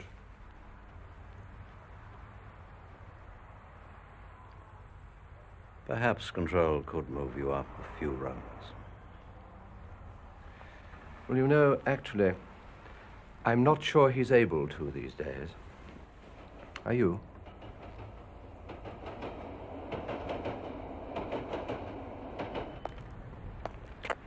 So what's the deal? There isn't a deal, Roy, really. It's just that Control feels the present situation is unhealthy. He doesn't like to see you getting mixed up with a cabal. Frankly, nor do I. So what's the deal? What do you want? What about 5,000 quid out the reptile fund for starters? And a house and a car. And the kid to Eton. Your father would turn in his grave. Let him rotate. The old commie thug.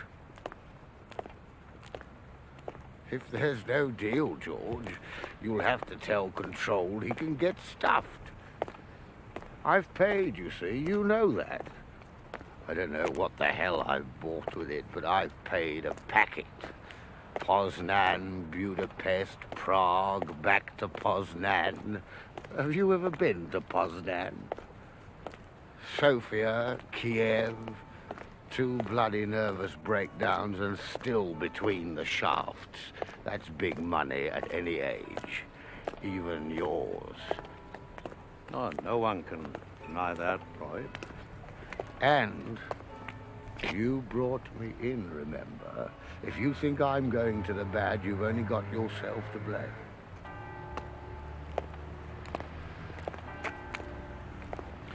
You're an educated sort of a swine. An artist is a bloke who can hold two fundamentally opposing views and still function. Who dreamed that one up? Scott Fitzgerald. Well, Fitzgerald knew a thing or two. And I'm definitely functioning. As a good socialist, I'm going where the money is. As a good capitalist, I'm sticking with the revolution because if you can't beat it, spy on it.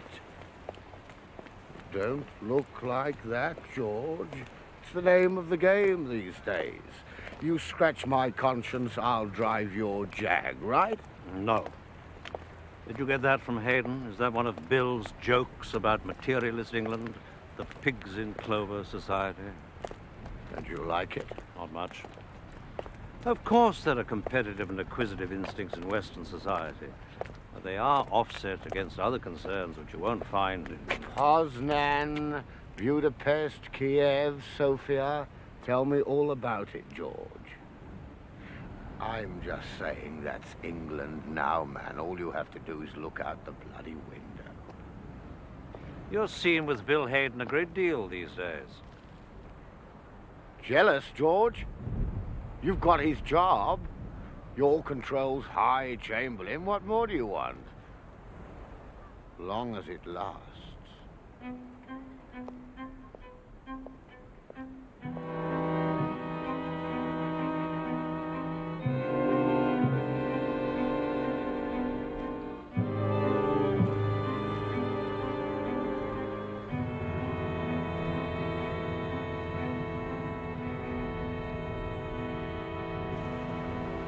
You say you write the reports. I thought that was Roy's job. No, Bland makes the translations. You write the covering reports. They're typed on your machine.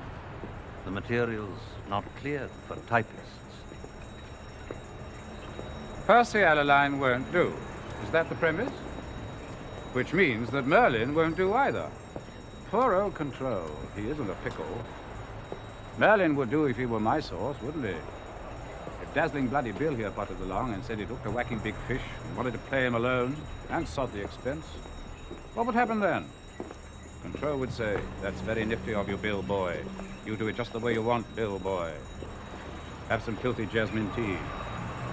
He'd be giving me a medal now, instead of sending you snooping round corridors. We used to be rather a classy bunch.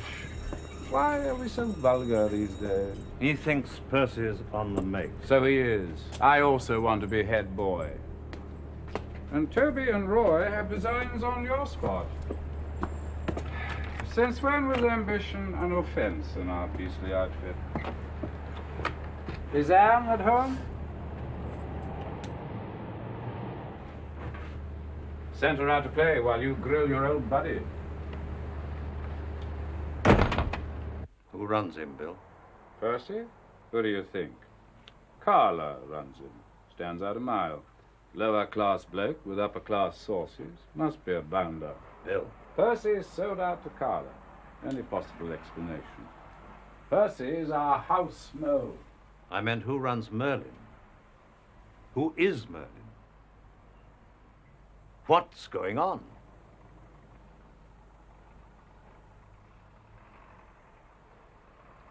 This is a callow, isn't it? Nice, very nice. Bill. Doesn't anyone think my nose should be out of joint? I'm supposed to be in charge of the Russian target. Given it my best years. Set up networks, talent spotters, all mod cons.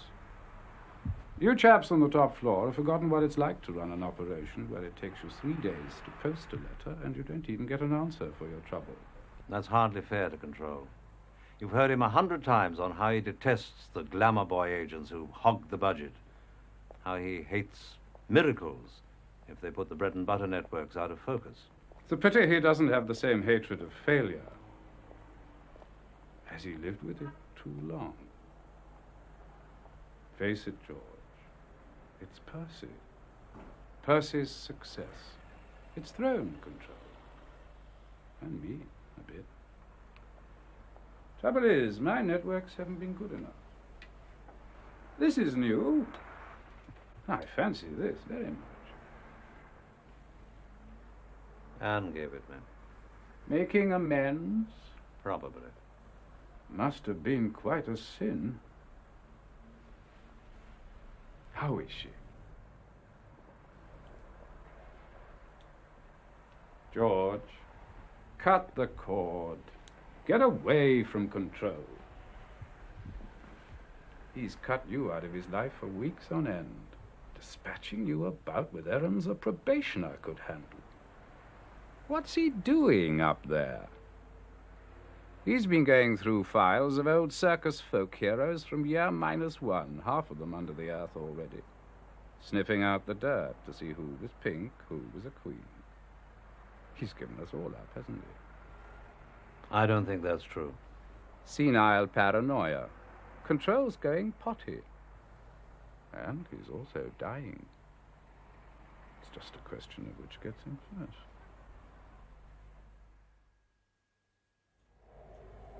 And within 6 months of Bill Hayden's diagnosis, Control was indeed dead.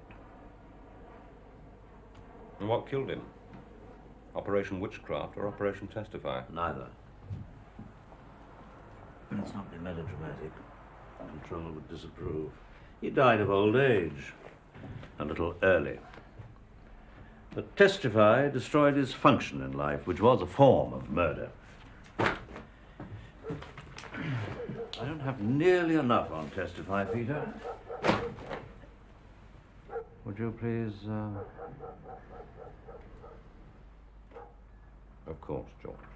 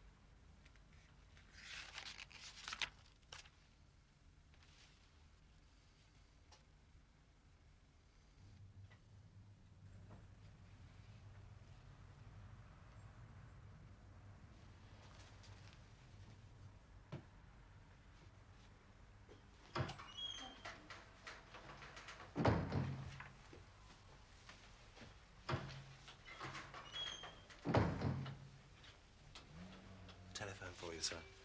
Ever such a rough voice. Says it's someone from your garage, and I can quite believe it. Right.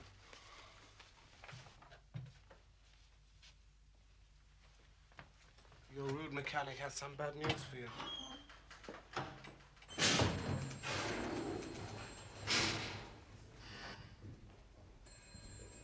Personally, I find mechanics are bad news, by and large. Which phone, Alvin? The one on the left.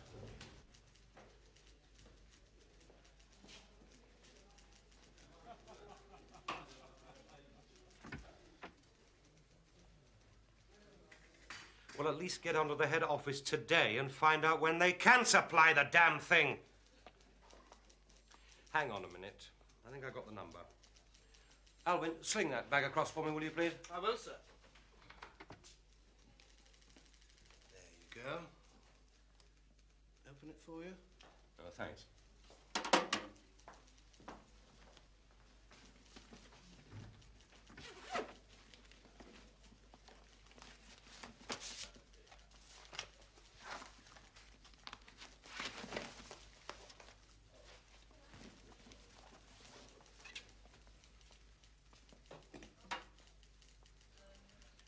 Right, are you ready?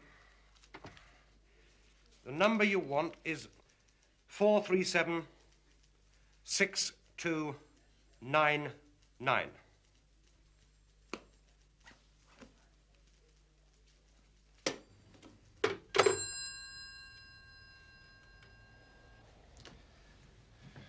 Seems to be going according to plan. Thank you. Peter does sound jumpy. He might have overdone it a bit there. He was very loud. I've seen it happen before. Tough ones who crack at 40. You lock it all away, pretend it isn't happening, and all of a sudden you find them at the desks. The tears pouring on the blotter. I thought I ought to say what's on my mind. I think Peter will manage. You heard something about his murderous assignment in French North Africa, I suppose? Something. Whispers. Peter was overmatched and he lost. His agents were hanged. No one recovers entirely from that sort of thing. That is, I wouldn't trust a man who did.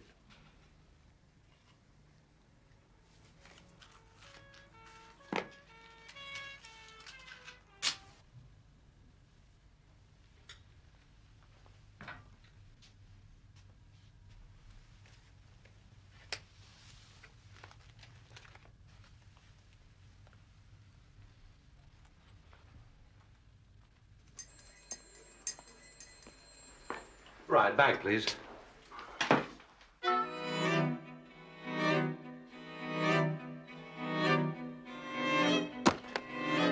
Peter, I am sorry to disturb you, but we have a tiny crisis. Percy Alaline would like a word with you. Quite an urgent word. Can you come now? Of course, Toby. Have you been waiting? Didn't you tell Mr. Esterhazy where I was?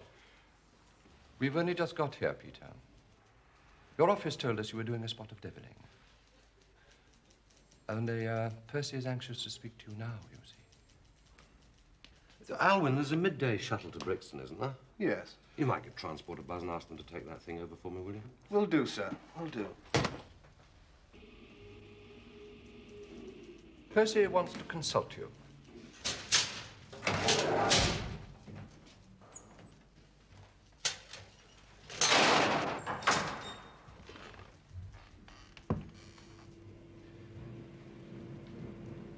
How are the martial arts, Paul? Any new tricks you could show me? Paul and I were paired on a tough guy course a little while back. Damn near killed each other.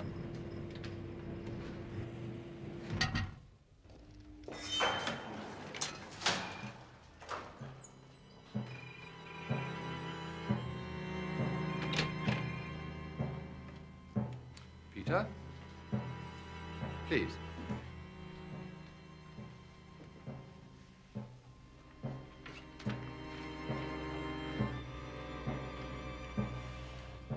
Watch out, Pete.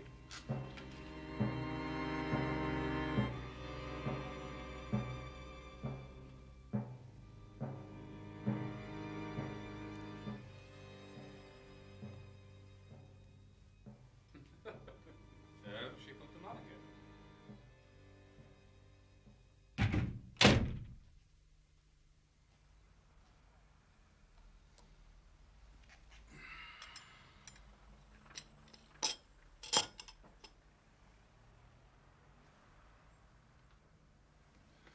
Well now, young Peter Gwilym, welcome to my house, about which you've been making calls, I hear. Are you lonely in the Brixton outposts?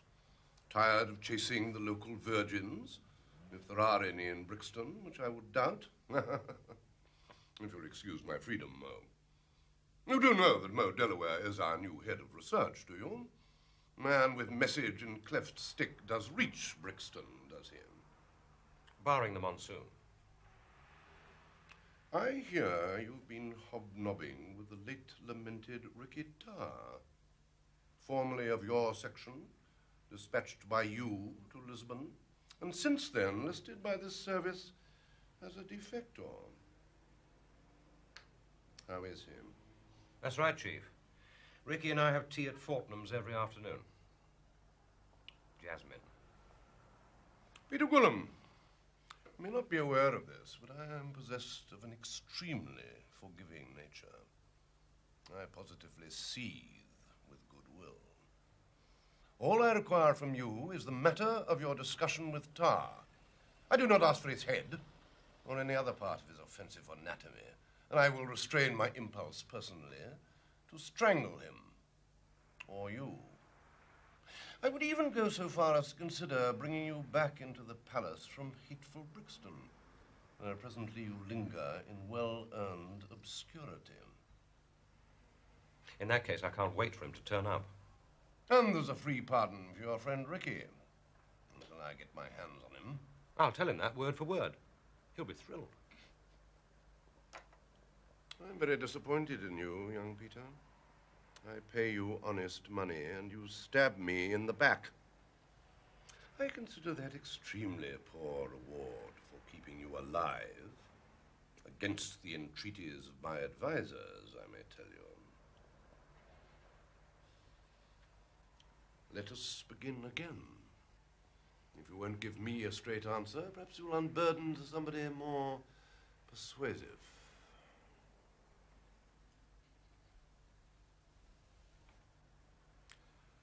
Roy.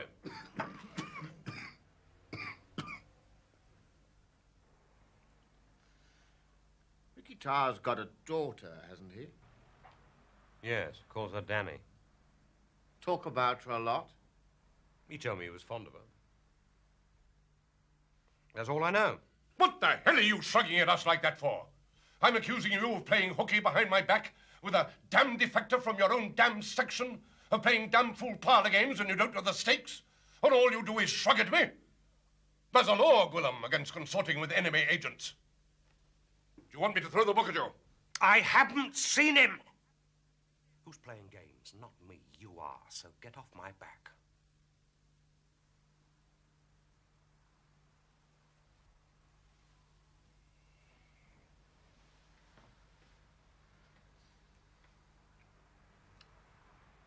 Who's Danny's mother? Eurasian girl. But Tarr likes to think she passes for full European. And the child. 12 years old, long blonde hair, brown eyes, slim. Is that Danny? It could be. So, if I told you that Danny and her mother were due to arrive in London 3 days ago on a direct flight from Tunis, I take it you would share our perplexity? Yes, I would. And you'd keep your mouth shut when we let you out of here. It isn't ordinary flight information, Peter. The source is very private. Ultra sensitive, in fact, Peter. In that case, Toby, I'll try and keep my mouth ultra shut. So, what do you make of it, young Peter? Come on. You were his boss, guide, philosopher, friend. Tell me why Ricky Tarr's in London. You didn't say that. You said his girl and his kid were expected. Don't be obtuse, man. Where little Danny goes, there goes Tarr. Except he'd move first and have his impedimenta follow. Yes? That would be favourite. All right. Tarr was supposed to be sitting in Moscow, and now he's supposed to be back here on the Russian payroll. But why is it all so hot? What kind of plant can he be when we know everything about him? Down to his last attack of swine fever, from which he's only partially recovered, in my view. Excuse my freedom, Mo.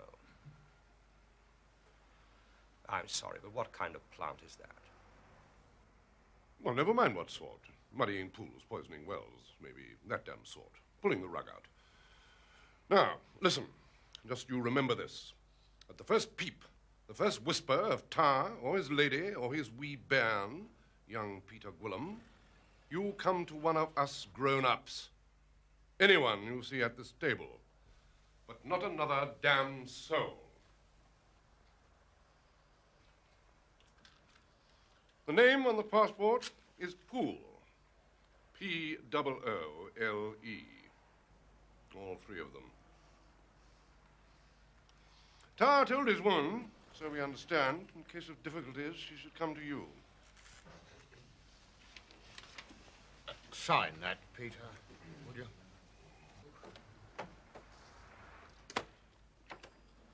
Stupid bloody cabaret.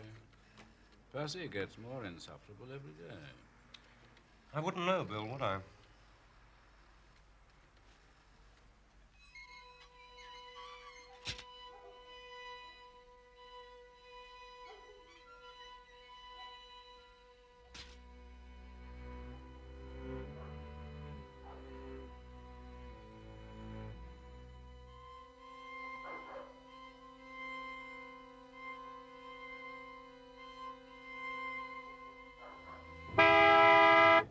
I certify that I have today been advised of Witchcraft Report number 308, source Merlin. I undertake not to divulge any part of this report to other members of the service, nor will I divulge the existence of source Merlin. Get over, you sobbing snail. Peter. Tar. Bastard tar. Peter, slow down. Slow down.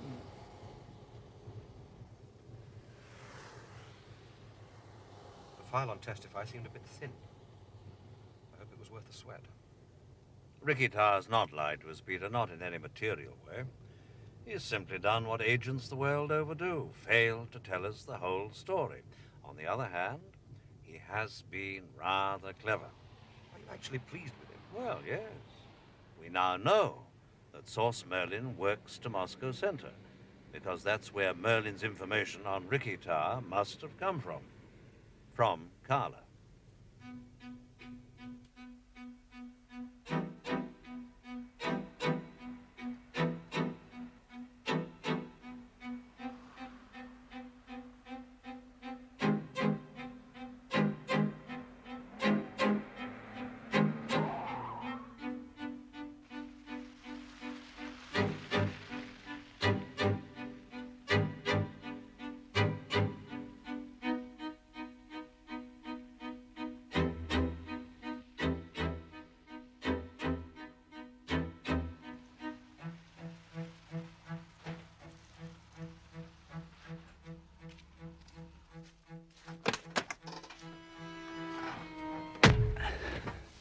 Ricky's been a lot better today, sir. Not nearly so nervy.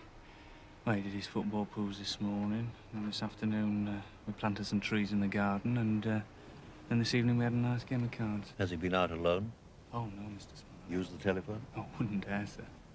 Has he talked about his daughter, Danny, or her mother? Well, he did over the weekend, sir, but well, he sort of cooled off about them since. I think it's in view of the emotional side. Did he ever mention any arrangements for meeting them again? Anything about passports? No, sir. What has he talked about, for God's sake? Well, mostly the Russian lady, sir, Irina. Oh, he mentions her name a lot, Irina. He likes to read her diary. He says he's going to make Moscow Center swap the mole for Irina when the mole's been caught and all this has been cleared up. And then he's going to buy a little place in Scotland. Oh, and he says he'll see me right, too. Get me a big job in the circus. I just listen, of course. Right.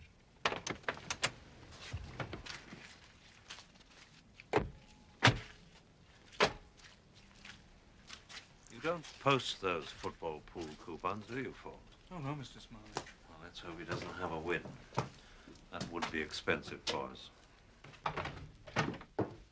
Thank you for your help, Miss Brimley. Sorry to impose on you. He's gone to bed.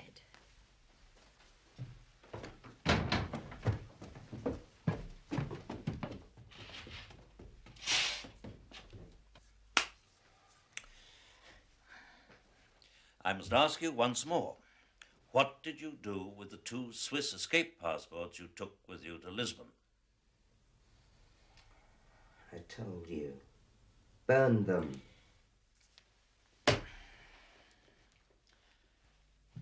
When you bought your fake British passport in Istanbul, a passport for yourself in the name of Richard Henry Poole, did you buy any others from the same source? Why?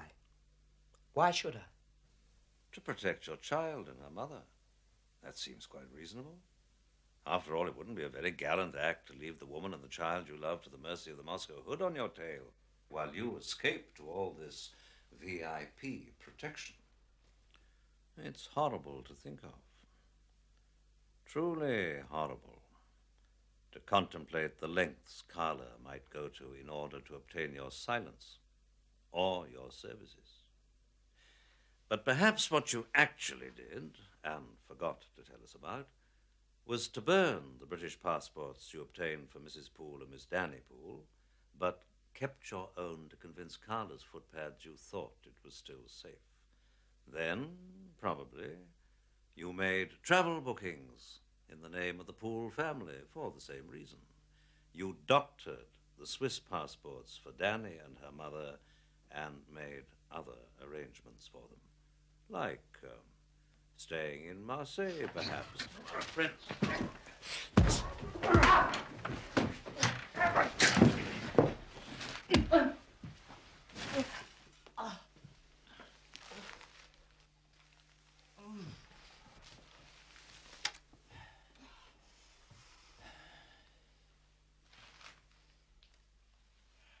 I don't know where they are, but I'm sure no harm has come to them. Does that satisfy you? Maybe you should keep a closer eye on your own damn woman and leave mine alone. No, Peter.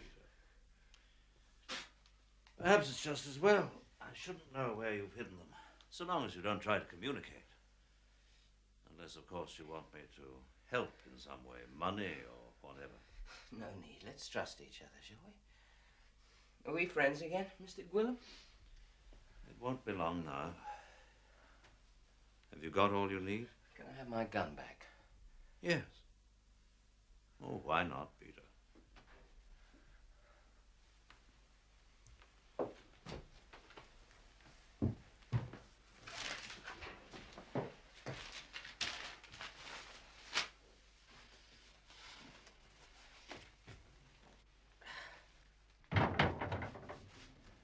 Do we buy that? Oh, yes. I told you he'd been clever. A little bit of the truth is indispensable in the games agents play. You know that. Ricky put his family in safekeeping and found his own way home. He fooled the Russians.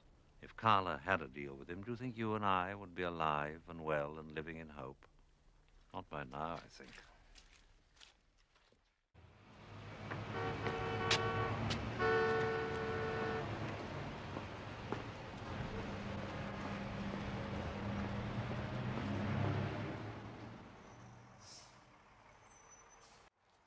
Operation Witchcraft, Alaline to Minister.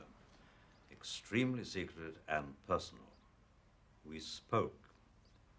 Merlin, as you may have known for some time, is not one source, but several.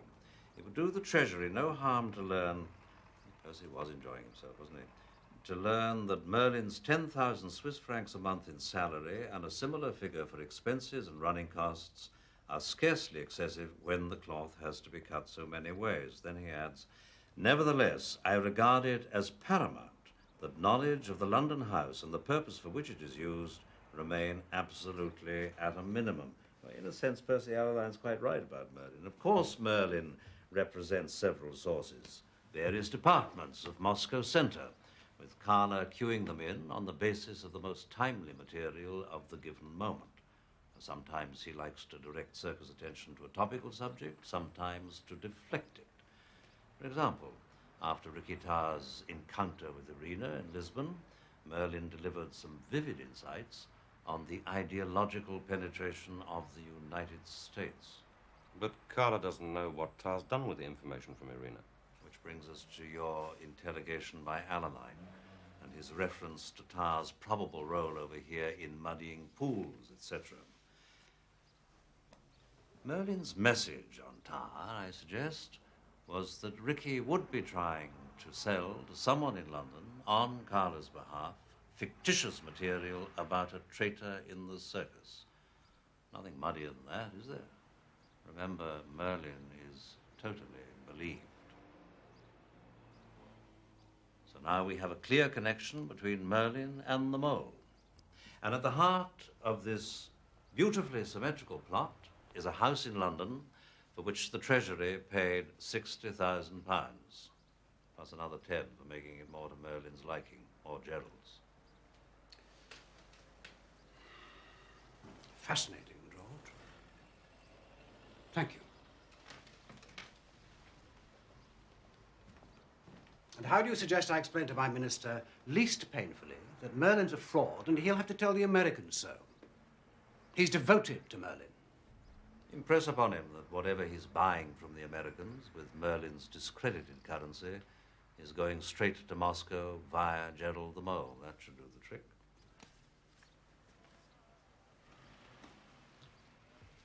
This document is not one you've asked me to bring. It arrived only today. Source unknown. According to a recently released prisoner from Lubyanka jail, Moscow Center held a secret execution in the punishment block in March.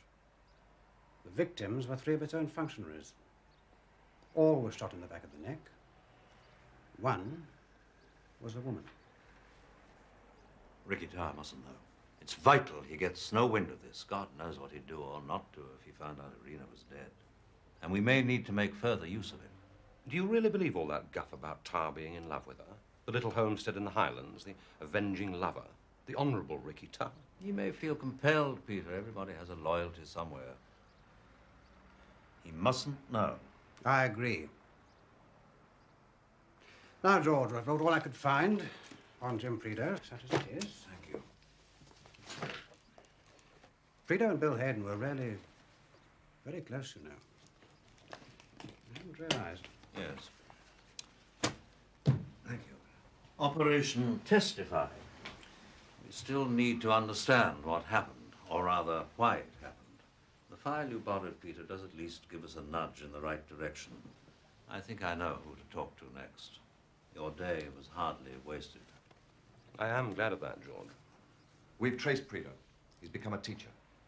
Thursgood Preparatory School for Boys. It's in the West Country. Right.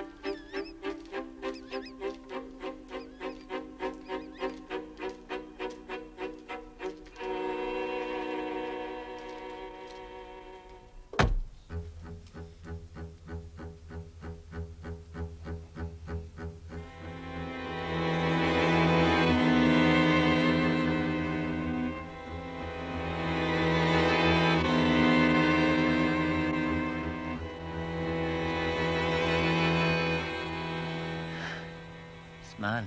Jim. If you're not on your own, I swear I'll break your neck. Quite alone, Jim.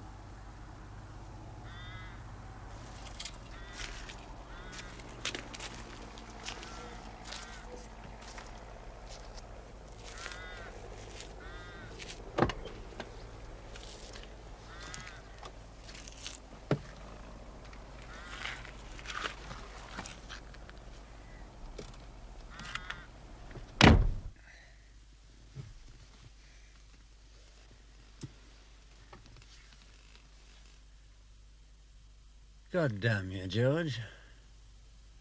What the hell do you want? I'm sorry, Jim, but I have to know what happened. I'm finished, man. They told me to draw the line. I've drawn it. How'd you like schoolmastering? I think you had a spell of it after the war, didn't you? Was that at a prep school?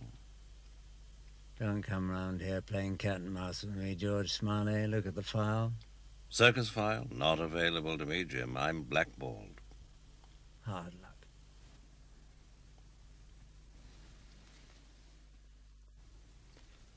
I've had access to a few papers, which Lacon borrowed for me. Pretty old stuff. Part of it went right back to your undergraduate days when you and Bill Hayden met at Oxford.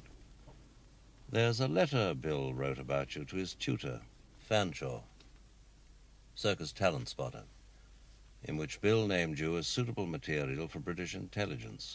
I can quote the odd line from memory.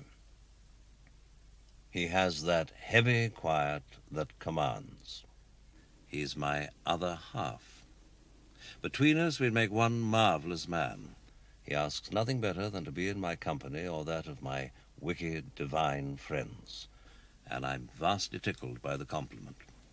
He's virgin, about 8 foot tall, and built by the same firm that did Stonehenge. Christ. Oh, Christ, man, we were children. Yes, of course. What do you want to know? I thought we could at least be comfortable while we talk. It isn't far.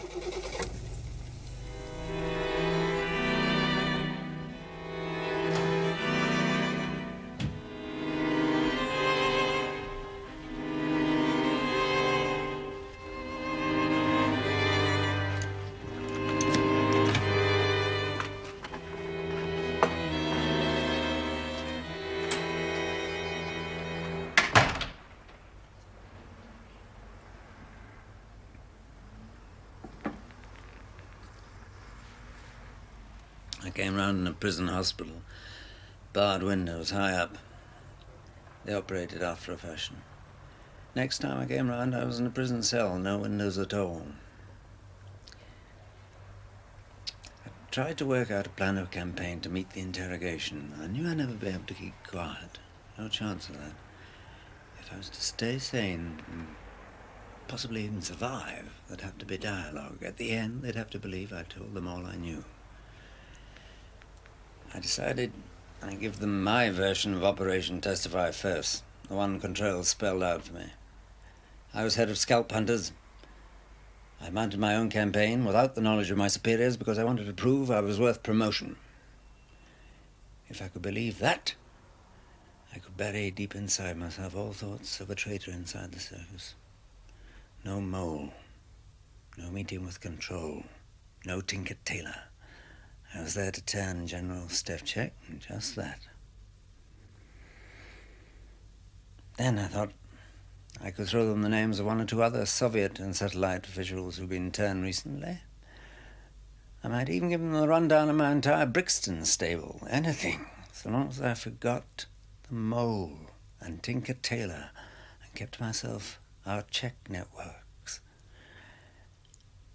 You know, I recruited the founder members. Yes, a fine piece of work. That's the joke. They couldn't care less about the networks. Knew it all. Rolled them up, have they? They knew damn well that Testify was my private brainchild. I began exactly where I wanted to end, with the briefing in St. James's. All they wanted to talk about was Control's rotten apple theory, Tinker Tailor, the circus spy. Did they actually know the address of the St. James's flat? Yeah, they knew the brand of the sherry. What about the charts? Control's charts on General Stefchek's career. Did they know about those? No. Not at first.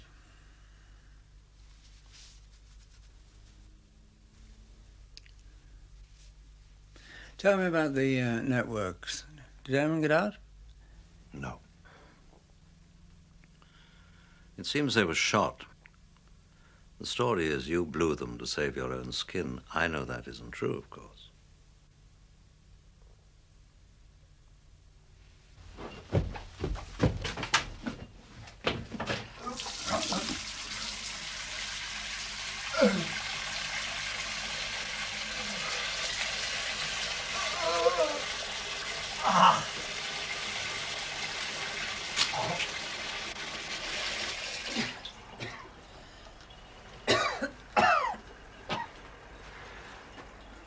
For Christ's sake, let's go somewhere we can breathe.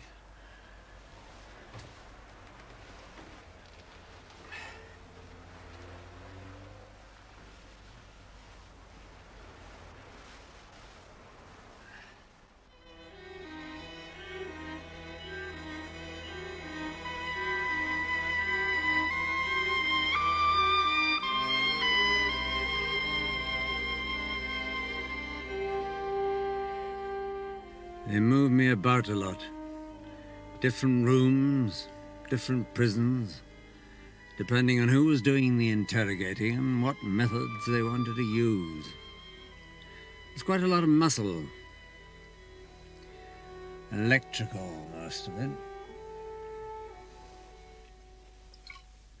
Yes, movement. Cars, lorries, corridors, cells. Once in a plane, I was hooded for it and passed out soon after takeoff. Punished for that. I think I was in Russia part of the time. Would you like to stretch your legs? Might help.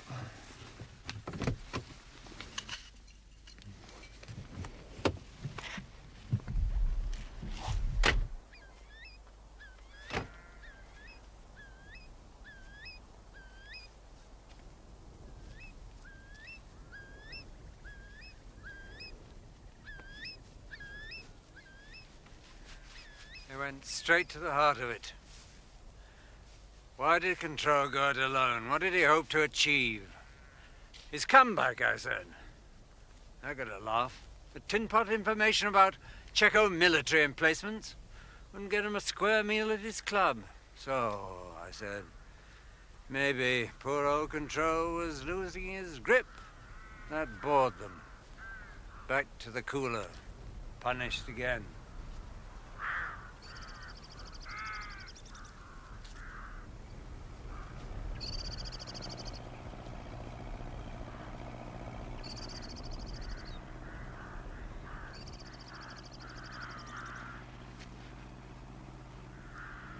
You know, I hoped I'd go mad.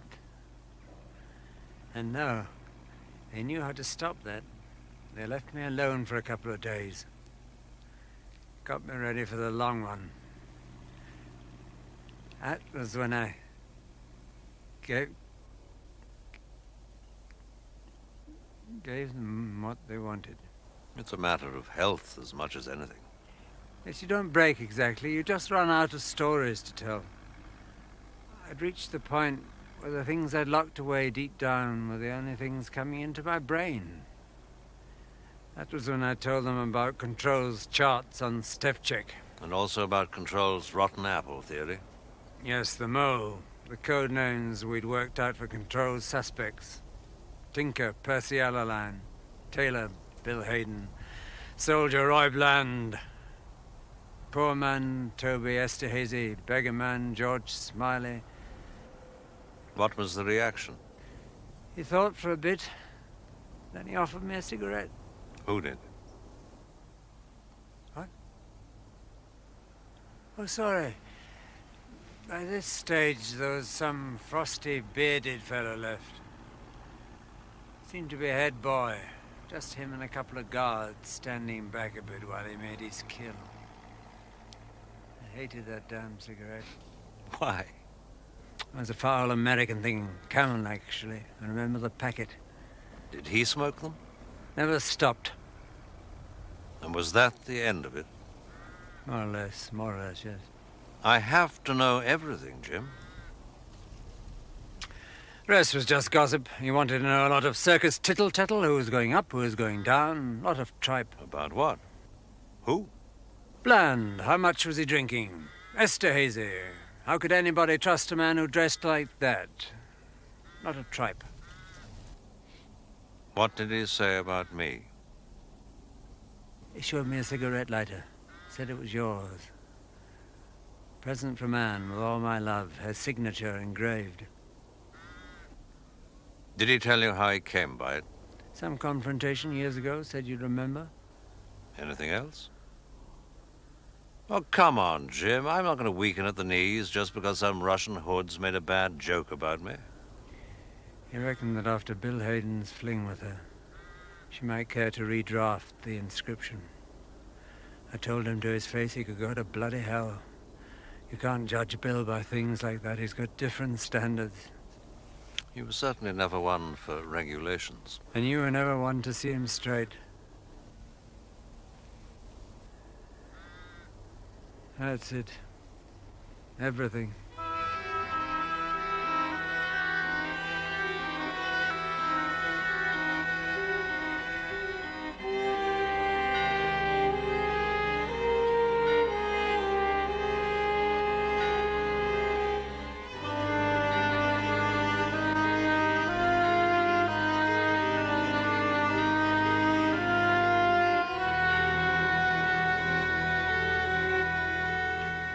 Bill made a huge fuss about your repatriation. He said any price was fair to get one loyal Englishman home. I remember his verdict on Control's handling of Testify, the most incompetent operation ever launched by an old man for his dying glory, and Jim Prideaux paid the cost of it. Proud of your memory, aren't you? Did you see Bill at all after you got back? No. Your oldest, closest friend. I was in quarantine, wasn't I? Well, yes, but never mind. Let's just go over your debriefing at Sarat to wrap it up. Were the Inquisitors sympathetic or not? Never appeared. No questions at all. I was in limbo. Ate a lot, drank a lot, slept a lot. Then Toby Esterhazy turns up. New suit, full of himself. Tells me the circus has nearly gone under because of Operation Testify, and I'm currently #1 leper. Control's out of the game, and there's a reorganization going on to appease Whitehall. They sent Toby. Yes, the little charmer. He told me not to worry. About what? My special brief, whatever Control had told me. Did Toby spell it all out? He said a few people knew the real story, and I needn't worry because it was being taken care of. All the facts were known. Were they indeed? And then he gave me 1,000 quid in cash to add to my gratuity. Who from? Didn't say. Didn't all this strike you as a bit odd? No inquisition. Toby throwing loose money around. After all, through you, the Russians had discovered the exact reach of Control's suspicions about a traitor in the circus. He'd narrowed the field to 5, and no one's asking you anything. The facts were known, man. Toby ordered me not to approach anyone or to try and make my story heard. The circus was back on the road. I could forget Tinker Tailor and the whole damn game. Moles, everything. Drop out, he said. You're a lucky man, Jim. Forget it, eh? Forget it. So Toby actually mentioned Tinker Tailor to you. However did he get hold of that?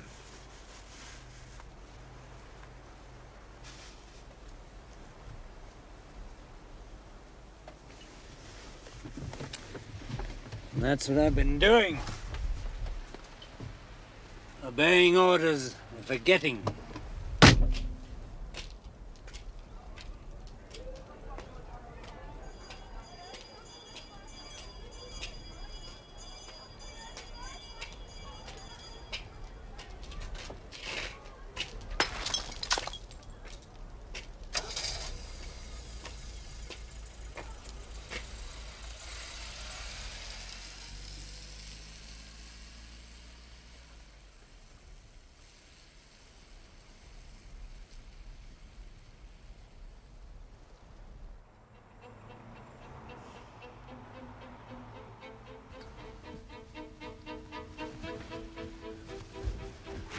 Well, long time no see. Hello, sir.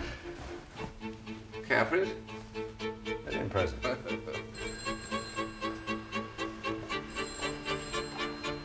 selling washing machines anyway. It's a bit odd putting the dinner jacket on at 10 o'clock in the morning, of course.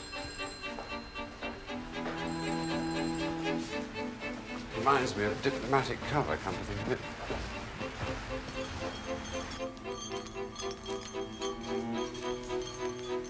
Believe it or not, it's straight, which makes a change.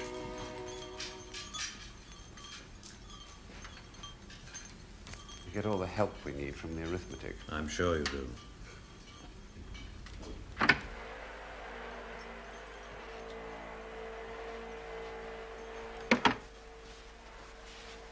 My employers might let me invest a few pennies of my own before too long. They're tough boys, but very go-ahead, you know. Rather like we were in the old days. So, what can I do for you? I want to talk to you about the night Jim Prideaux was shot. The night of Operation Testify, which was what it was called, in case you didn't know. Writing your memoirs, George? We are reopening the case. Who's this we, oh boy? Lacon called me in, with the minister's blessing.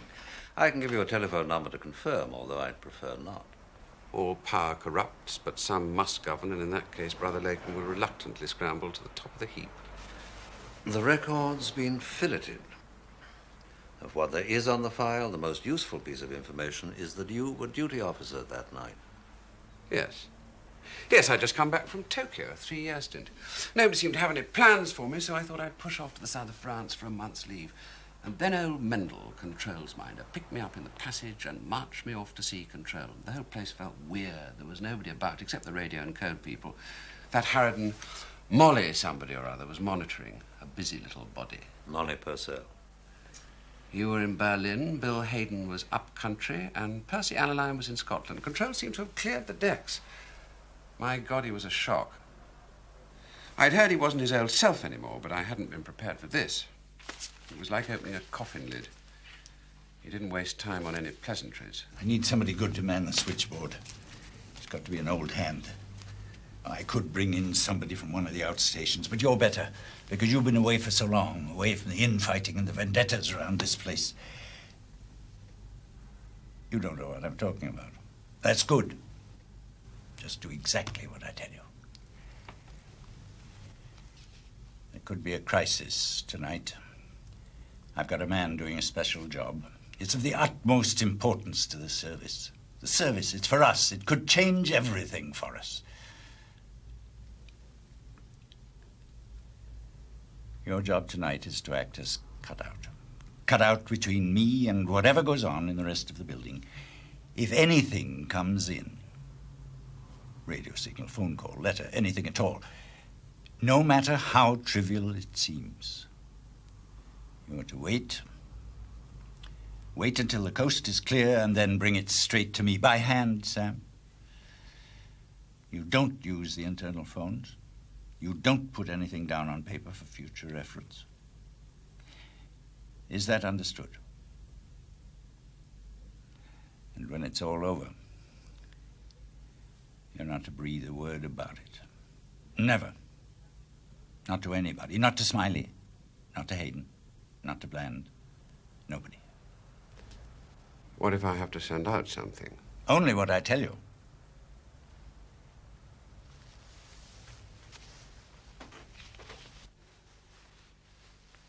The defensive weaknesses have, I think, cost them the match, which could now be sewn up by Paul Mariner. Or by Woods. Two are still down. Or by Muren. Or by Walk. And in the end, by none of them. Unbelievable. And Paul Mariner is completely flat. And he deserves a great deal better than that, because I think by shade he's my man of the match. Bollocks.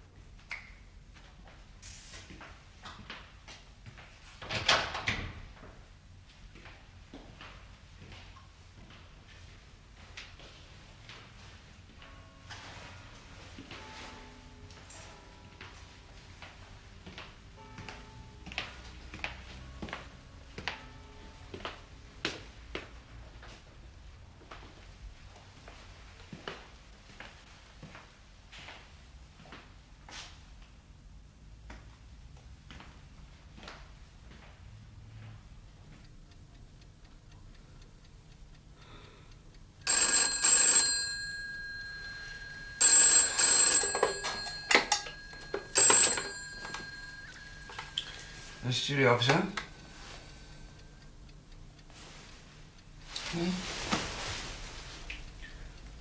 Right. Yes, I see. Yeah, well, I have to call you back. It all sounds very unlikely.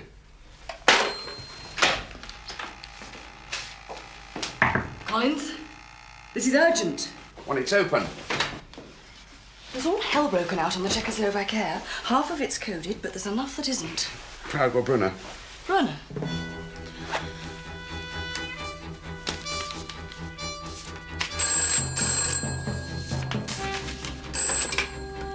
Yes? All right, Molly, keep listening.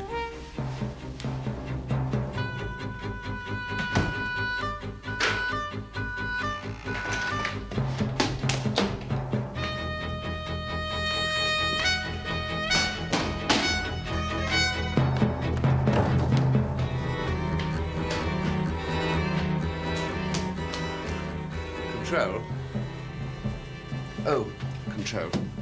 The resident clerk from the Foreign Office came on first with a story from Reuters, head man in London. Molly picked the same thing up on the radio. And Reuters and a couple of Fleet Street papers have already had another go at the Foreign Office. They're saying that a British spy has been shot in Brunner. The Czechs are telling the world about an act of gross provocation by a Western power. They haven't named the dead man yet. Can I have a brief, please? Control, I need a brief. We must say something. Do you want me to deny it? A flat denial, just to start with. Do you want me to get someone else in?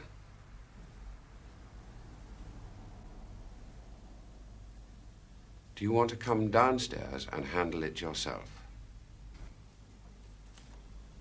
It's deniable. He had foreign documents. No one could know he was British at this stage. There hasn't been time. Even if he's not dead.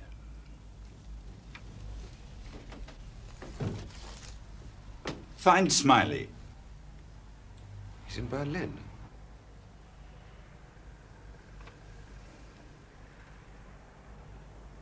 Yes.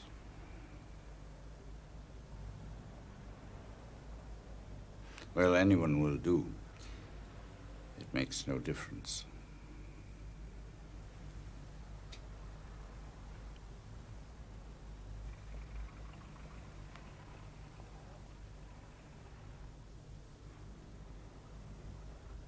Tell Mendel to get me a taxi.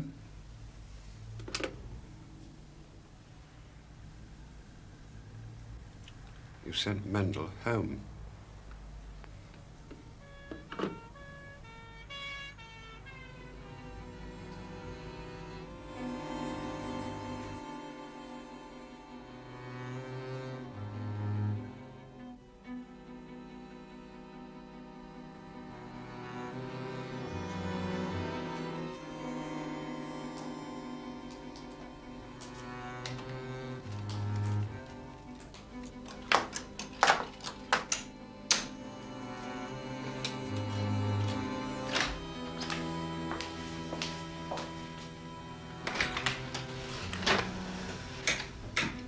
He's been named. Hello? Hello. Hello, is that Mrs. Smiley?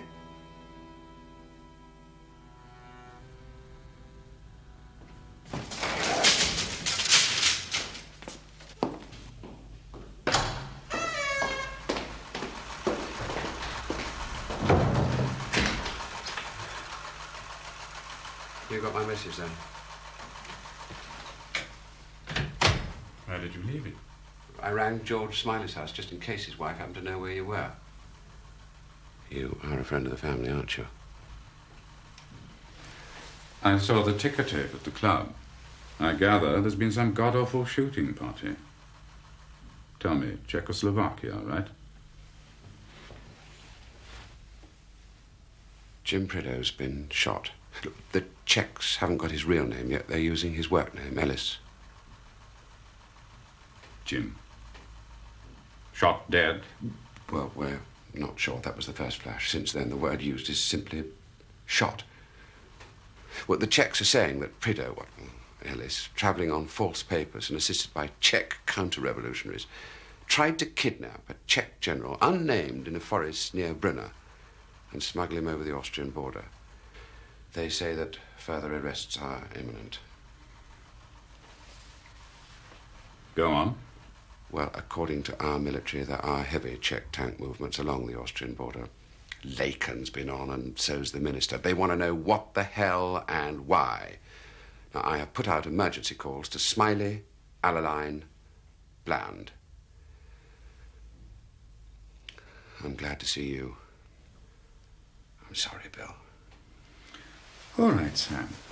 Now, first thing we do, you call this number. It's Toby Esterhazy. Tell him you're speaking from me, and he's to pick up the 2 Czech agents we've had our eyes on at the London School of Economics and lock them up. Now, Straight away, Sam. Jim's worth a lot more than those two. That it's a start. I'll have a word with the Chief Hood at the Czech Embassy. If they hurt a hair of Jim Prideaux's head, I'll strip the entire Czech network in this country bare. And he can pass that on to his master. I'll make him the laughing stock of the profession.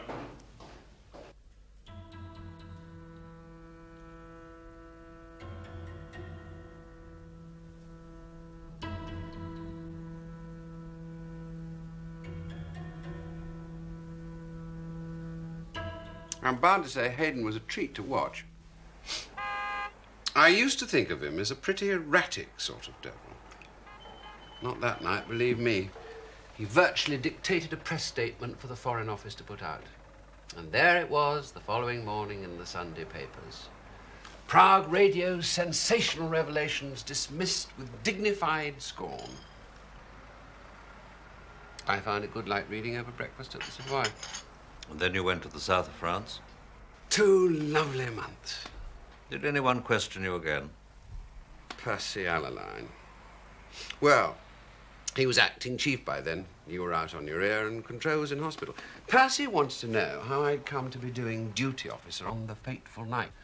That chap Masterman was down for it. Well, I told him what I'd put to Masterman, that I'd know at a kip and a quiet weekend in the circus would save me a bit of spending money for the south of France. Percy said I was a liar. And that's why they sacked you, for fibbing. Alcoholism. There were 5 empty beer cans in the duty officer's wastepaper basket. Well, there's a standing order against booze on the premises. So what was your offence, George? Oh, I couldn't convince them that I wasn't involved. Oh, well, if you want anyone's throat cut, give me a buzz. Sam, listen. It was too late for Hayden's club to be still running ticker tape, wasn't it? He was making love to Anne that night. You made a guess at that, and you were right. You telephoned her. She told you he wasn't there, and then as soon as you'd rung off, she pushed him out of bed. And Bill turned up an hour later, knowing about Checo. But you didn't tell Anne about Checo.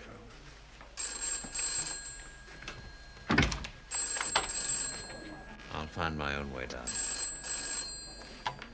Mind how you go, George.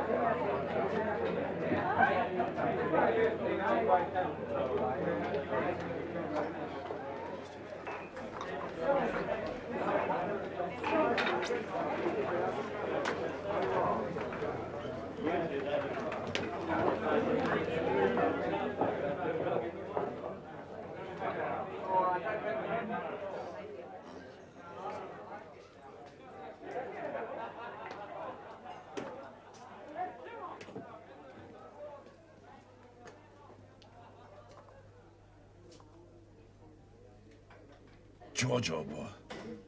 What an amazing thing. Trust you popping up out of nowhere. How are you, Jerry? George, this is terrific. What are you doing now? How's the demon wife? How's everything? No, damn it. First things first. What'll you have?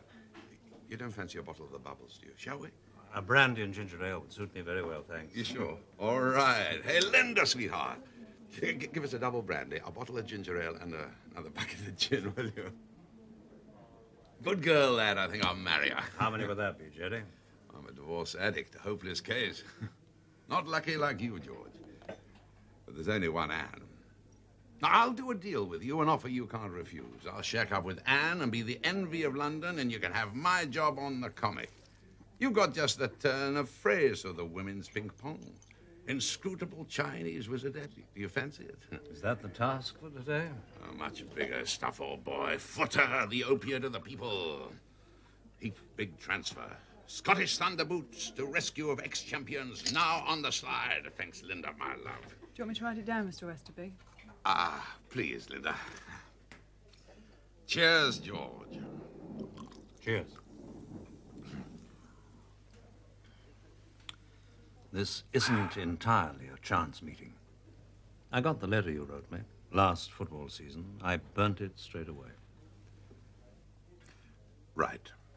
Thanks. Stupid of me. Talking out of school. Sorry. No. You obviously did what you felt was the best thing at the time, and so did I. Haven't seen many of the boys and girls lately, as a matter of fact. I guess they put us both on the shelf. With me, I can hardly blame them. Firewater not good for braves. I think our blab crack up. I'm sure they don't. I expect they're just resting you up for a bit. They do that, you know. In case you've been wondering, I didn't tell anyone else about your letter. I was out of favor, indeed, out of work by then. Writing to me wasn't what put them off you, if that's what you thought. In your letter, you said you were a bit worried about Toby Esterhazy. Felt you ought to get something off your chest. Yes, well, I got all xenophobe and suspicious. Thought Tobe had gone a bit haywire, as a matter of fact. I should talk. Tell me now. You'd just come back from Czechoslovakia, hadn't you? Last job I did for Tobe. Looks like the last I'll ever do. Letterbox job? Yes. Nothing to it, really. Telephone kiosk, ledge at the top, dump a little package, ready for collection. That was Budapest, the Czechoslovak thing I ran into by accident. I had to go on to Prague, you see, for the comic, nothing to do with Tobe. Linda, sweetheart. And again, Mr. Westerby. Please, my beauty. Oh, no. You've got time to eat? Mm-hmm. We'll go Dutch on that, shall we? I was in this bar in Prague. Always use it. Locals go there, all sorts. Anyway, I got in with this crowd at a corner table. They're playing the squeeze box. We're all hugger-mugger to the music. Oh, thank you, Linda, my love. And there's this kid with a pudding bowl haircut. Army, obvious. Anyway, he's on leave, well in his cuffs, and he knows I'm English. And he suddenly says, "Do I want to know the truth about the British spy who got himself shot up by the Russian secret police?" Just like that. Yells it right in my ear. I played dumb, of course, and he goes right on with it. You know the Jim Prideaux shambles. Well, the kid was belly aching about the trials and tribulations of being a foot soldier of the line. It seems that on the 2 nights in question, he and his mates were being chased around the place till they were dizzy. Make camp, break camp, move up, move back, fix bayonets. But the big point was the Russian contingent. Full war paint, tanks, motorbikes, tracker dogs, and a big carload of very sinister civilians. Dirty work afoot in the forest. Up near the Austrian border, this was. So, my little friend, being a sassy little devil, decides to ask his sergeant what's it all about. "Look, Sarge," he says, "what's going on? Are we being invaded, Sarge?" "No, son," says the sergeant. "The Russians are after a British spy who tried to kidnap a general." After? Or where after? Exactly. That's what the kid wanted to tell me. The Russians moved in on the Friday. It was the day after when they got Jim. As the kid said, they were ready and waiting for him. Knew the lot in advance. Bad story. Bad for our big chief. Bad for tribe. So, as soon as I got back, I went and told all to Tobe. How did he take it? But to begin with, it was thanks a million, Jerry, old boy. He'd go and powwow with the top brass. And then the next morning... You're so plastered these days, you can't tell fact from fiction. You're an embarrassment. You go to Bender, drink yourself into cloud cuckoo land, and come staggering back here with a load of tripe like this. You're pathetic. Now, look, old boy. I don't want to hear any excuses. I had to report what I heard. Yes, you believed every stupid word of it, didn't you? Swallowed it like mother's milk. A load of half-baked rumours, you come spreading them round here. What you can remember through your alcoholic haze. I didn't forget a thing. Well, you will now. You'll forget the lot. Don't you see? The boy was a plant. Provocateur, in layman's language.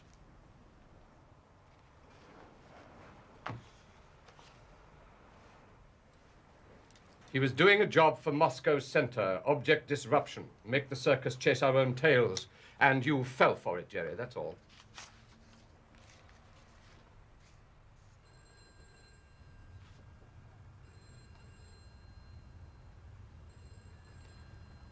Okay, Tobe, you know best.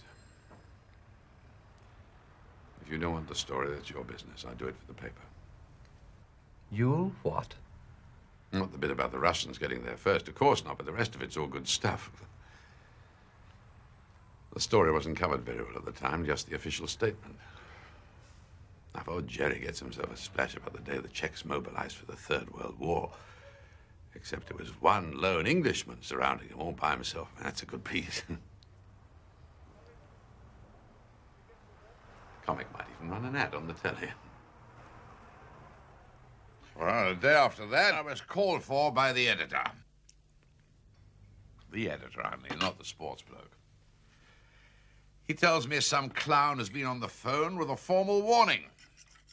Keep that baboon, Westerby, off the Checo spy story. Any further reference against the national interest. End of message. So, I didn't get the Reporter of the Year award. Can't, can you, when your story's on the spike? Cheers. But you didn't spike it entirely. I mean, you wrote to me. Dropped the letter in by hand. Must have been the same day you talked to Toby Esterhazy. Yes, well, as I say at the time, it just felt odd. My mistake, old boy. When I heard you'd got the heave-ho anyway, I felt an even bigger damn fool.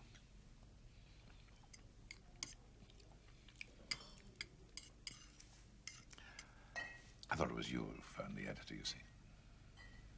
It wasn't. Of course not. Sorry. Nothing untoward going on, is there, old boy? I mean, Tribe hasn't gone on the rampage or anything. But are you hunting alone?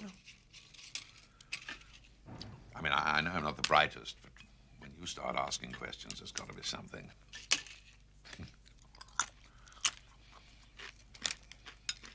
All I'm saying is, any time I want. Thank you, Jesse.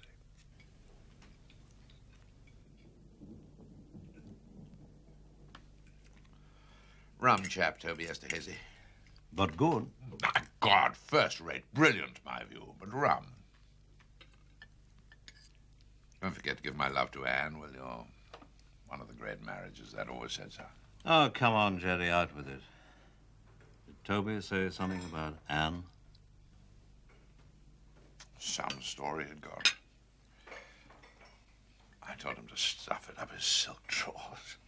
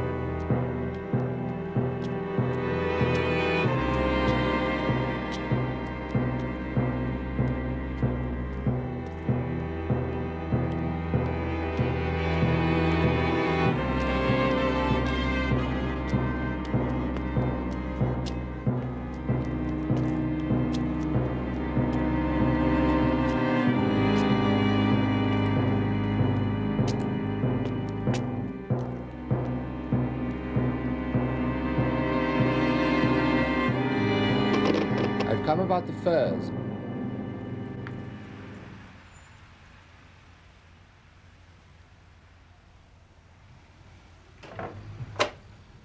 Hello, Toby. Peter?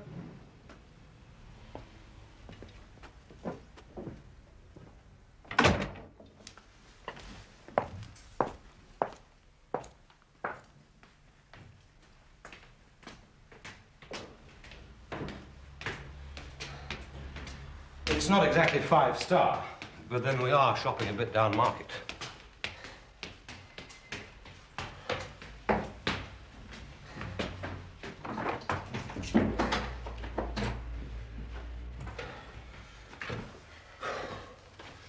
Safe houses I have known.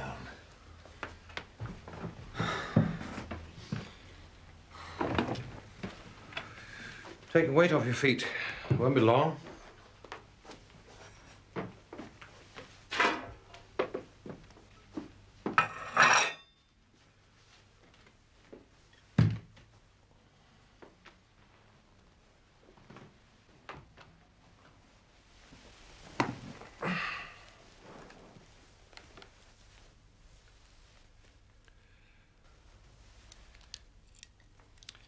So we're expecting a Pole, are we, Peter? A Pole in the fur trade you think I might like to take on as a courier? I'd like him on my own payroll for preference. It looks useful. But what's the point? My lads are underemployed as it is. Very generous of you, Peter.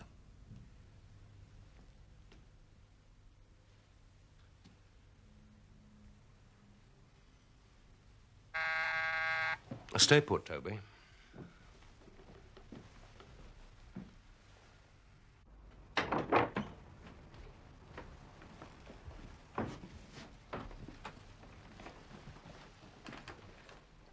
Sorry about this, Toby. Against the wall, Tobe. Did he come alone, or is there some little friend waiting down in the square? Looks all clear to me, sir. Go back to the other room and don't take your eyes off the street.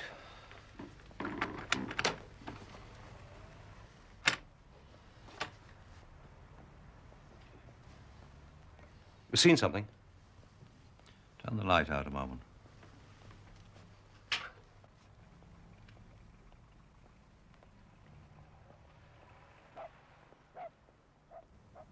Just a shadow, I suppose.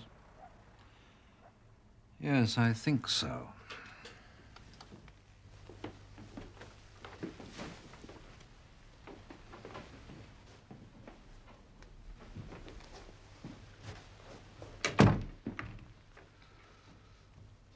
I want to put a thesis to you, Toby, about what's been going on. Let's cast our minds back, say, about 18 months, when Control is still with us. Percy Allaline wants his job. Everyone knows that. But although Control is sick and past his prime, Percy can't dislodge him. It's a time of uneasiness in the circus. Morale is low, activity is low, yes? I remember, George. Well, Percy's door opens one day and one of our senior men walks in. We'll call him Gerald. Oh, it's just a name.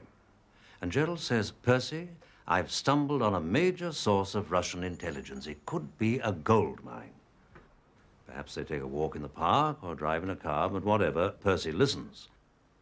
Because what Gerald goes on to say is music in Percy's ears. Some of us, Gerald tells him, are worried sick about the state the circus has got into. I mean, look at our operational losses. Agents, networks. He's careful not to suggest there's a traitor inside the circus, but he emphasizes that slovenliness at the top is leading to failure all round. That is to say, it's all Control's fault.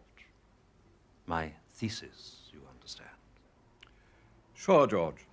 Another notion is that Percy Allaline was his own Gerald, that he went out and bought himself a top Russian spy and manned his own boat from then on. But I don't believe that's what happened. I think he'd mess it up, don't you? Sure, George. So the next thing is for Gerald to say to Percy, I and a little group of like-minded friends want you to be our father figure, Percy. We are not political men. We don't know our way in the Whitehall jungle. But you do. Did you bring a babysitter, Toby? George, why should I? I came to meet Peter and some Pole in the fur trade. Do you want Fawn to go down and have a look? No, need him here. Can't take the chance.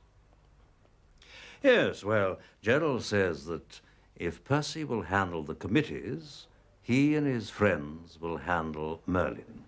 Merlin being the Moscow intelligence source, and witchcraft the name of the material he supplies. And how well it all worked. Merlin's material proved excellent, as everyone agreed, except Control. And eventually Control was out, and Percy was king. So what's new, George? Ever bought a fake picture, Toby? Sold a couple once. The more you pay for it, the less inclined you are to doubt its authenticity. Merlin's price was 20,000 francs a month into a Swiss bank, according to the file. Oh, yes, Toby, this is official. There came the day when Gerald admitted Percy to the greatest secret of all, that the Merlin setup has a London end. Alexei Alexandrovich Polyakov, cultural attaché at the Russian embassy in London.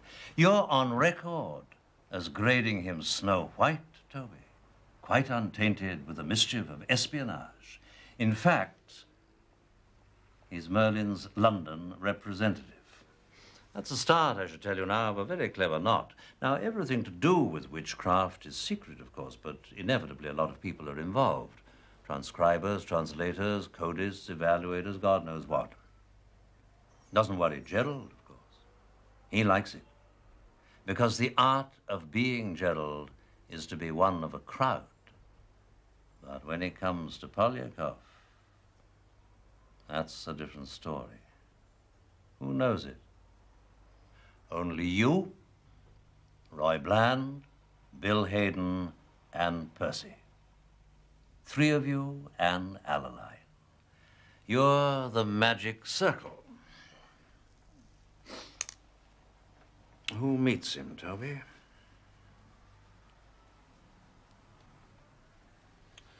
For God's sake, let me sweat the bastard.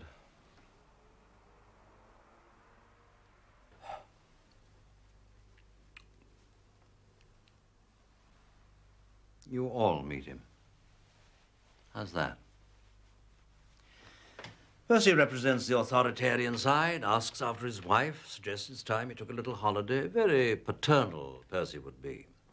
Bill Hayden, I think, would see Polyakov much more often. Bill's a Russian expert, for one thing, and he's good entertainment value. I'd expect Bill to shine when it comes to the briefings and follow-up sessions, making sure the right messages went back to Moscow. Roy Bland's good on economics as well as being top man on the satellite countries, so he'd have plenty to chat about. Then there's you, Toby. You'd have your solo sessions with Polyakov because there's tradecraft to discuss and all those little snippets about goings-on inside the embassy, which are very much your field. And if the Magic Circle wanted Polyakov to do some photography inside the embassy, it would be you who would supply the film. Replenish his stock from time to time. Take him, little sealed packets. Toby, you wouldn't be lying, would you?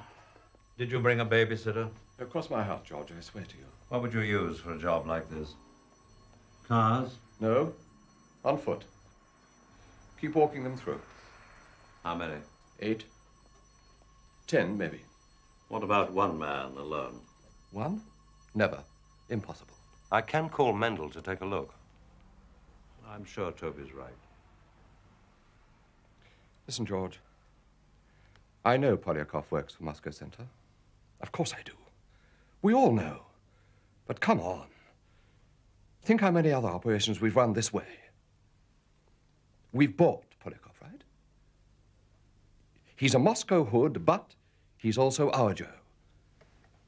Now, he's got to pretend to his own people that he's spying on us. So we've got to give him one or two goodies now and again. Sure, I've passed him the odd sealed packet. Chicken feed. So he can send them home and Moscow sent to clap him on the back and tell him he's a big man. It happens all the time. Now, come on, George. You know the game. So are you Polyakov's agent inside the circus? Someone has to be. If Polyakov's cover for meeting you people is that he's spying on the circus, then he must have a man on the inside, mustn't he? And Polyakov can't report back to Moscow Center after he's picked up a great load of circus chicken feed and just say, I got this from the boys. He's got to have a whole history. How he selected his man, courted him, bought him, how they meet and where. The whole paraphernalia of running a double agent, and all this in Moscow Center's archives. You, Toby? Toby Esterhazy masquerades as a circus traitor in order to keep Polyakov in business. My hat, Toby. A dangerous job like that deserves a whole chestful of medals. You're on a damn long road, George. What happens to you if you never reach the other end? With Lakon and the minister behind me? Why become the little guy? Why not go for the big ones? Percy Alleline, Bill Hayden. Thought you were a big guy these days. You're the perfect choice, Toby. Resentful about slow promotion, sharp-witted, fond of money. With you as his agent, Polyakov has a cover story that really sits up and works. The big three give you the little sealed packets of chicken feed, and Moscow Center thinks you're all theirs. The only problem arises when it turns out you've been handing Polyakov the crown jewels and getting Russian chicken feed in return. If that's the case, Toby, you're going to need some good friends, like us. Gerald, of course, is a Russian mole, and he's pulled the circus inside out. But witchcraft material isn't chicken feed. It's the best. It was good at first. Listen, George. Suppose you're wrong. Toby. Who told you to muzzle Jerry Westerby? The same person who sent you down to Sarat with £1,000 for Jim Prideaux and the instruction, get lost? Speak up. Was it Percy? I think so. Maybe it was Bill, though. Well, listen, it was a big operation. Sometimes Roy. It never seemed to come straight from one. There was a committee. I took a lot of orders. You told Prideaux to forget about Tinker Tailor. Where did that come from? I never knew what that meant. Now, George, that's the truth. Poor Toby. Yes, I do see. What a dog's life you must have been leading, running between them all. George, if there's anything I can do of a practical nature... Oh, you know me, George. My boys are pretty well trained. If you want to borrow them... I'd have to speak to Lakon, of course. But, well, you'd expect that.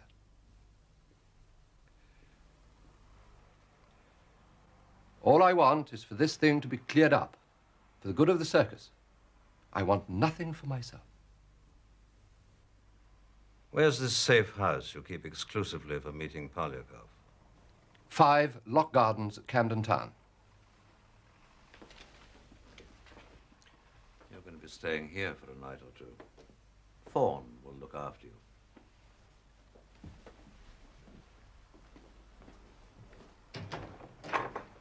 Fawn, you'll have to make appropriate explanations to the circus by telephone.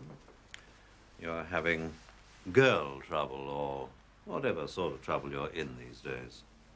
Then there's your wife, of course. Sure, George. I can handle that.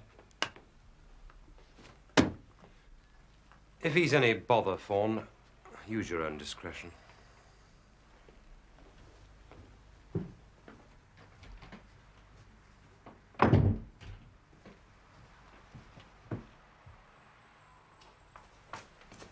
Peter, I want you to watch my back. Will you do that for me?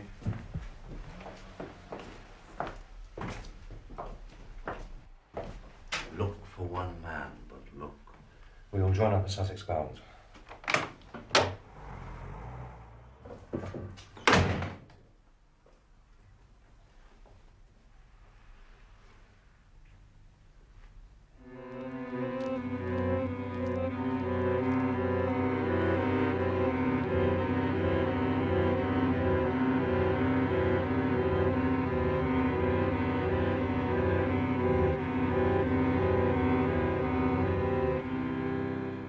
Same as you, George.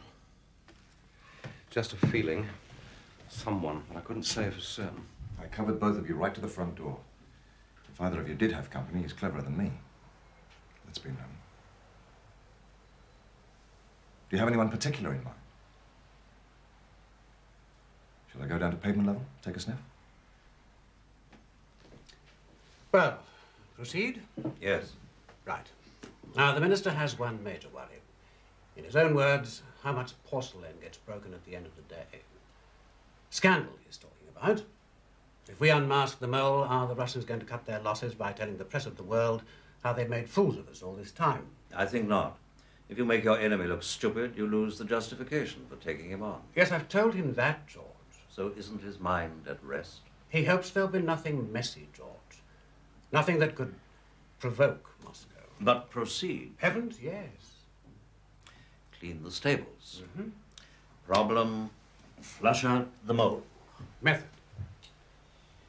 We need to alarm him just sufficiently to make him call for a crash meeting with Polyakov at the safe house. A meeting Gerald the Mole needs all to himself, secret from the rest of the witchcraft magic circle. There are two of them, and Alaline. You've definitely cleared Esterhazy. Oh, yes. Thank you. Carla really did bring off the perfect fix for a while. It would be beautiful in another context. Tinker, Alaline, Tailor, Hayden, Soldier Bland. Spot the mole. Quite. Ways and means, George. Ricky Tower will go to Paris. He'll make use of the appropriate embassy facilities to send a signal to the head of London Station. Something, something, something, which we'll now concoct. The message will be, have information vital to the safeguarding of the service. Request immediate meeting. Personal. Remember, vital to the safeguarding of the service. No mistakes, Ricky. Your head's on the block. Not the only one, Peter.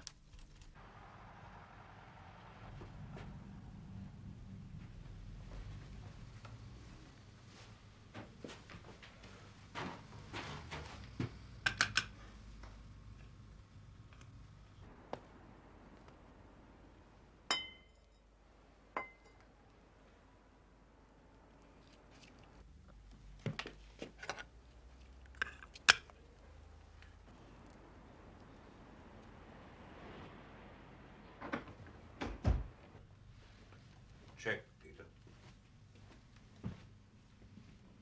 Toby Esterhazy did say 2 full milk bottles and all's well and you may enter, yes? Yes, George, and that's the second time. Is it? Well, let's not pretend we're not nervous. Check, George. Ready? To record? Shall we try it? I'll go upstairs. What would you like?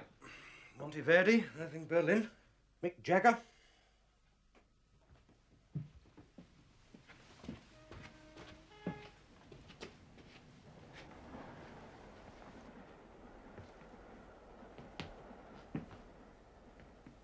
This machinery, installed at great expense to the British taxpayer, is voice-activated. When I stop speaking, the tape will stop recording. See? Old Man River, that old man river. keeps rolling.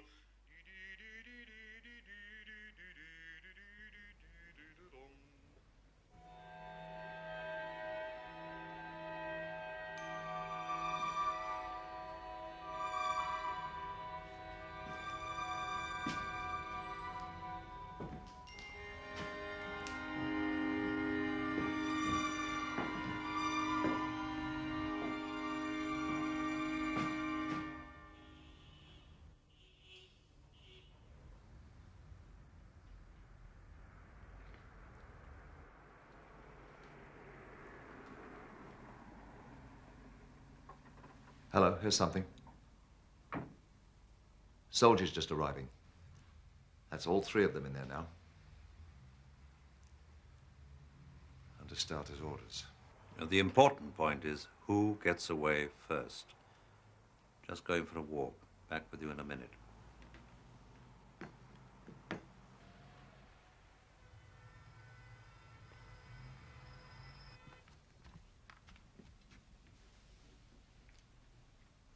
Peter? All clear? As far as I can judge, no promises. I think you should come down now. Proceed? Proceed.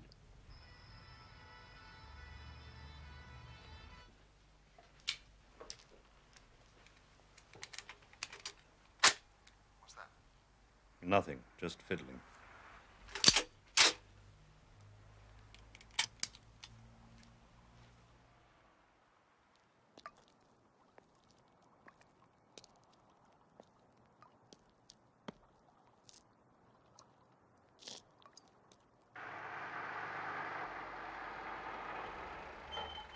You there? Yes. Someone just leaving? Can't quite make him out. Called a taxi right to the door. Cheeky. Thank you. Join us.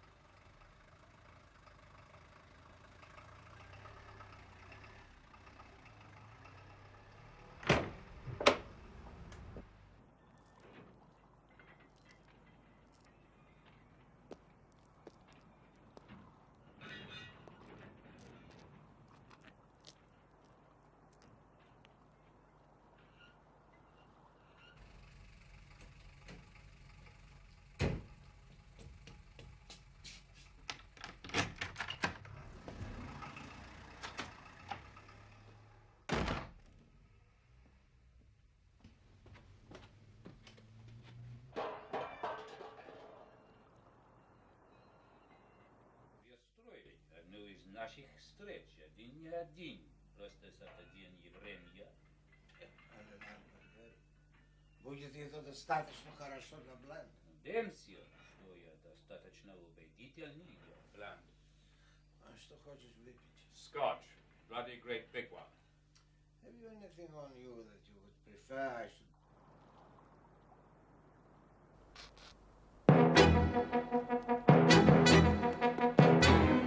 Go to Paris. He's got to. He'll play just long enough to keep his dignity. He can't jump the moment he's on Chelsea. And he knows Tower would never stick his neck out. Something to buy back his good name. And then some.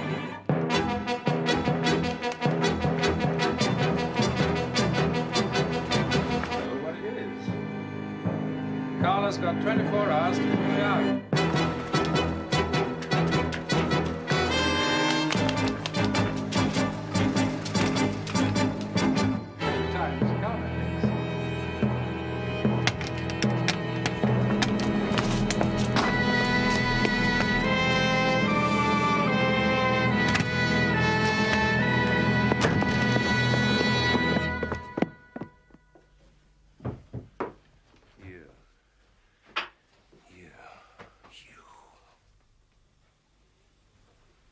Richard, my agent. How many since? How many? 200? 3? 4? Stop that! All right. Are you armed, Bill? I'm a Soviet diplomat. This behavior... Shut up! Peter, will you please telephone Percy Allaline and ask him and Roy Bland to come here immediately? Then Lacon, then Toby Esterhazy. I think the first thing to do is to play them this evening's tapes. That should save a great deal of time in explanations. And you've Klucheny. Alex, really? Oh, they're on. Do you mind if I finish my drink, George? There was no one out there you noticed. Quiet as the grave. Very proper, George. Don't want anything irrelevant, do we? Very tidy, George. He's got to. He'll delay just long enough to keep his dignity. He can't jump the moment Ricky Tarr tells him to. But he knows Tarr would never stick his neck out like this unless he's got something precious. Something to buy back his good name. And then some. And you and I know what it is. Carla's got 24 hours to pull me out. The time has come, Alex. Well, that's that. Congratulations, George. Next step, gentlemen. Would you agree with me, Percy, that our best course is to make some positive use of Bill Hayden? We need to salvage whatever's left of the networks he's betrayed. Yes. We sell Bill to Moscow Center for as many of our men in the field as can be saved. For humanitarian reasons. Professionally, of course, they're finished. Quite. And the sooner you open negotiations with Carla, the better. Well, you're much better placed to talk terms with our friend downstairs than I am. Polyakov remains your direct link with Carla. The only difference is this time you know it. It's definitely your job, Percy. You're still chief, officially. For the moment. Very well, George. Excuse me, sir. Mr. Gillam says, is it all right if the Inquisitors take Mr. Hayden away now?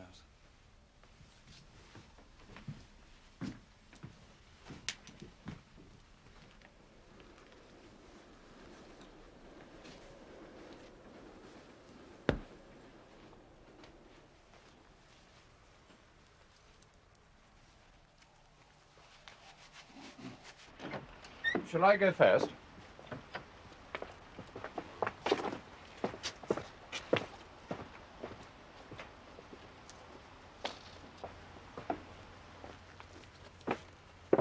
All the best, Percy.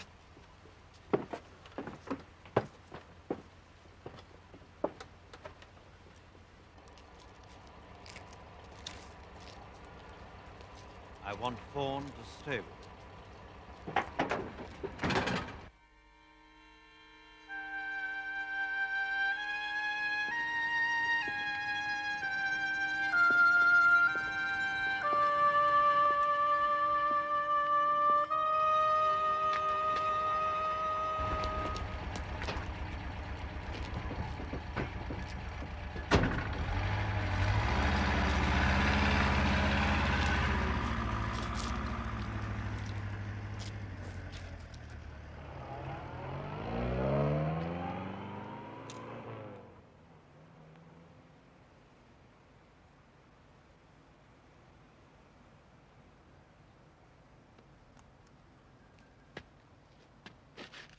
I'm sorry about the assault.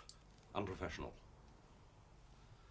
It was just that it would have to be Bill Hayden, wouldn't it? He was always our hero, in capital letters. I mean, for the younger lot. My kind, anyway. The antiquated English patriot. Never mind all the dirt we have to do. It's for England. The funny thing about all this, it's quite an effort now not to think of him with affection.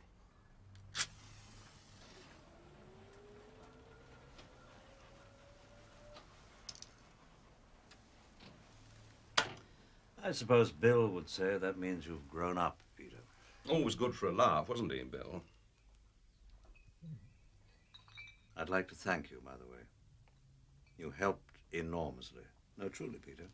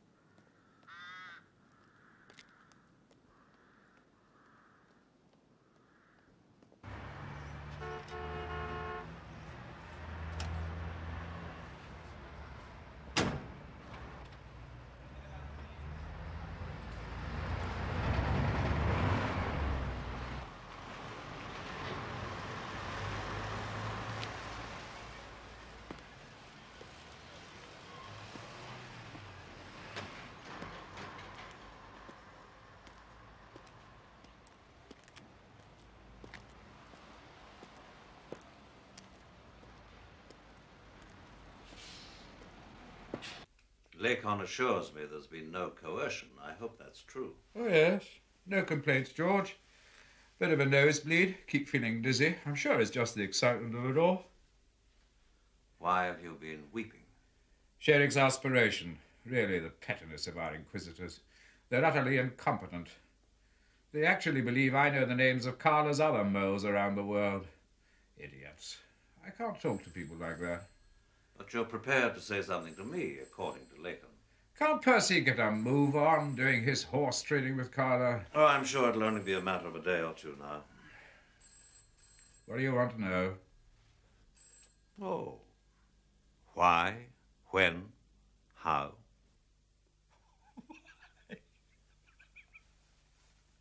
You ask that? Because it was necessary. That's why. Someone had to. We were bluffed. You, me, Control, all of us. The circus talent spotters all those years ago, they picked us when we were golden with hope. Told us we were on our way to the Holy Grail, a lifetime of glory in front of us, service to the great cause, freedom's protectors. What a question. Why?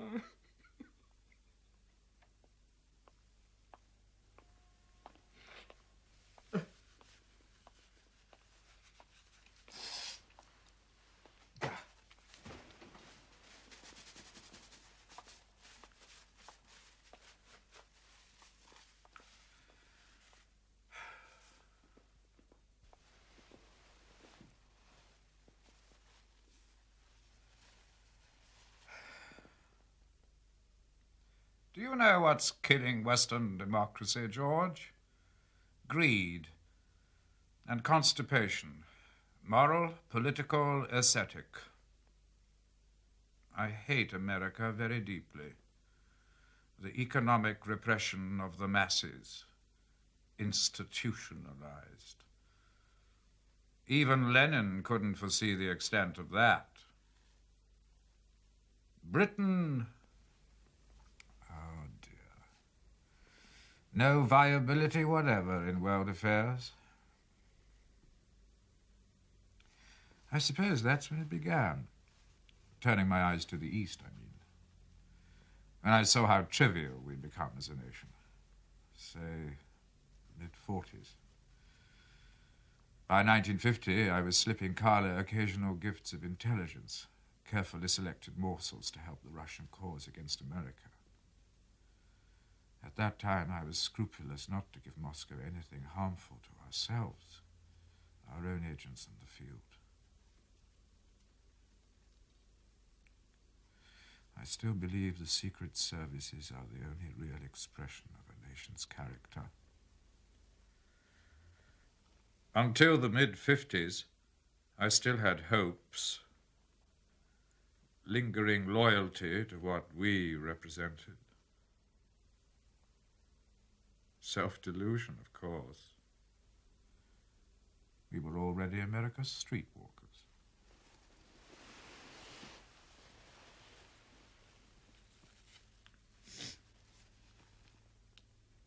I was granted Soviet citizenship 12 years ago. They've given me a couple of medals. What medals? I didn't ask him. Does it matter? Quite a lot to Bill, one supposes. Possibly. We're going to get a bit more from him, I hope. I do hope so, George. He's right about the state of affairs down there. Slovenly. They don't even patrol the perimeter, day or night. I have mentioned it. The thinking on Sarrat is that it should be as inconspicuous as possible. I'm concerned for Hayden's safety. Aren't you being a little overdramatic? The only place he can go to is Russia, and we're sending him there anyway.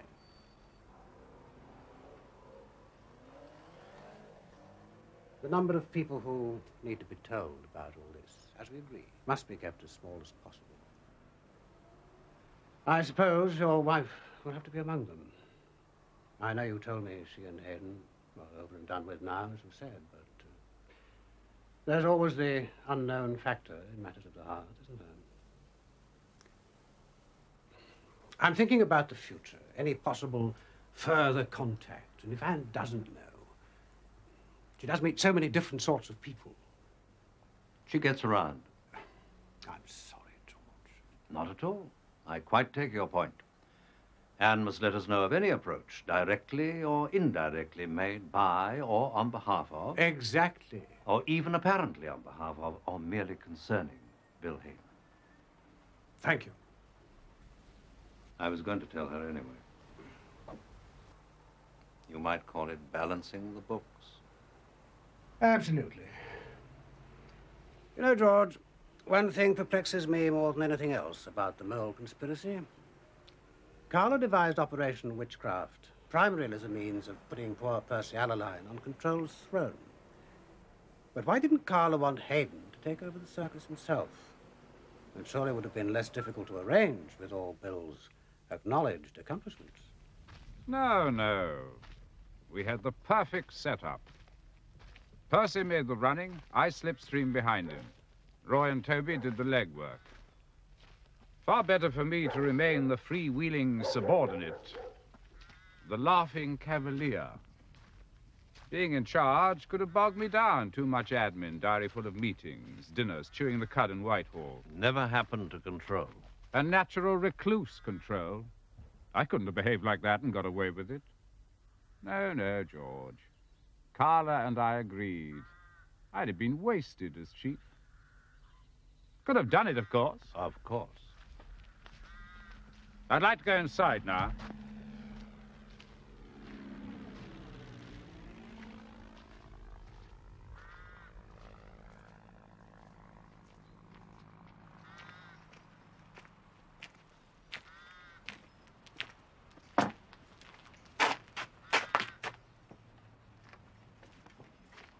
Some of that rain will be turning to snow. So let's put some detail on the weather now for you, and instantly I think you'll see there a pretty miserable picture of the whole country covered in cloud and rain. Yes, you're right. The Czechoslovakian business was a bit of a desperate throw. But something pretty bold was called for. I was certain Control was getting very warm indeed. All that burrowing in the files he was doing. It was paying off, I knew. He'd built up an uncomfortably impressive inventory of the number of operations I'd either blown or managed to cripple. And then, of course, he was narrowing his field of suspects. A short list of officers of a certain age, experience, rank. He did well, considering he was so ill. Surprised Carla. Was the offer of information from General Stevchek genuine? Good Lord, no. It was a fix from start to finish. Stevchek existed, of course. Still does. Very distinguished man. But he never offered anything to Control or anybody else. Did you expect Control to send Jim Prideaux? Well, obviously we needed to be certain Control would rise to the bait. We had to spell it out that he'd got to send a big gun to make the story stick. And we knew he'd only settled for someone outside London Station. Someone he trusted. And someone who spoke Czech, of course. Naturally. It had to be a man who was old circus. To bring the tempo down a bit. Yes, I see the logic of that. It was perhaps the most famous partnership the circus ever had. You and Jim, back in the old days. The iron fist in the iron glove. Who was it who coined that?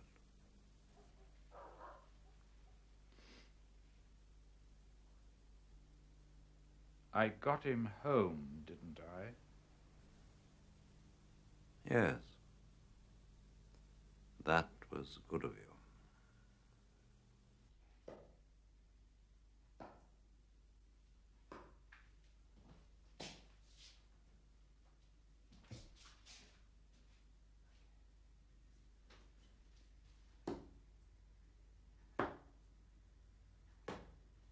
The thing with Anne was Carla's idea.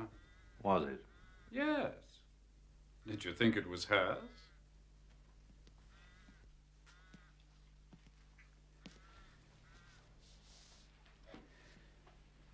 The point was, Carla always thought if there was a threat, it would come from you.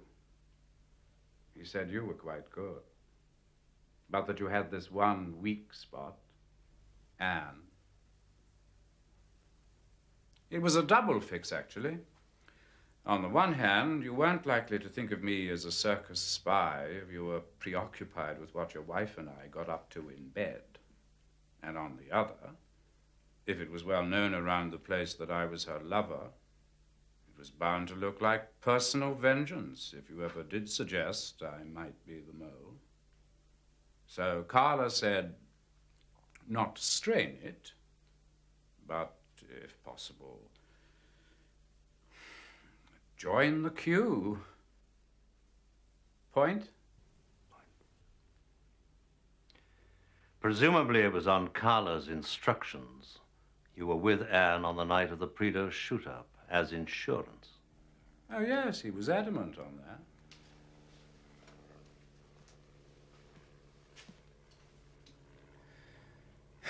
They tell me I could be away tomorrow, or the day after at the latest. Can you make sure any mail gets forwarded from my club? Oh, and the balance of my salary, of course. I will. Anything else? Oh, yes. Nearly forgot. You got a pen somewhere?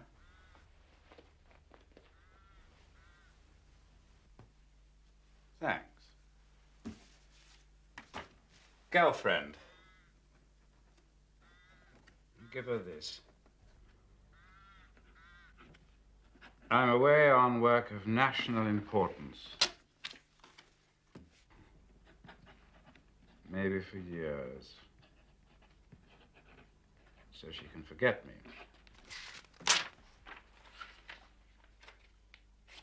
And I can't take her with me, can I? Even if I could, she'd be a bloody millstone.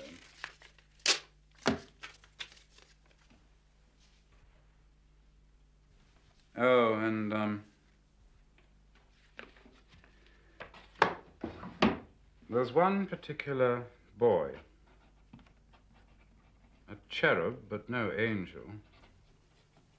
Haven't seen a lot of him. You better give him a couple of hundred. Can you do that out of the reptile fund? I would think so. Good.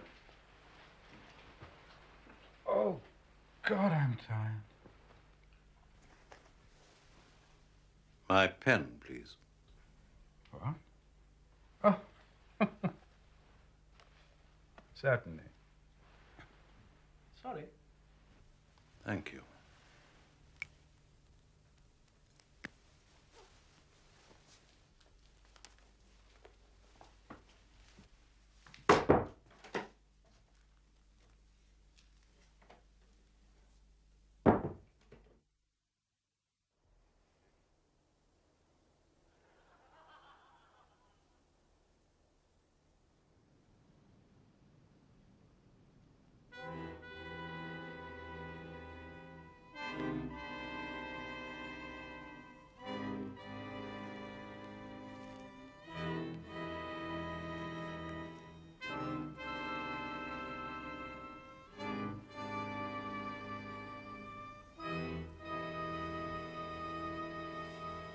Don't look around, Bill. Oh, it's you, Jim. Come to say goodbye? Nice of you.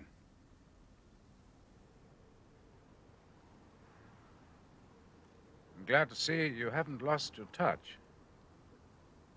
Must be in pretty good shape.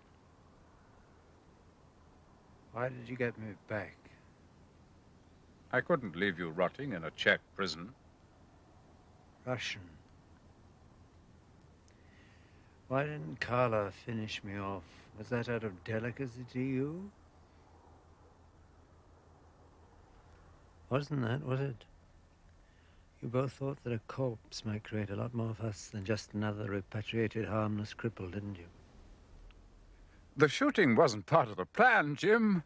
No, not the shooting. But everything else.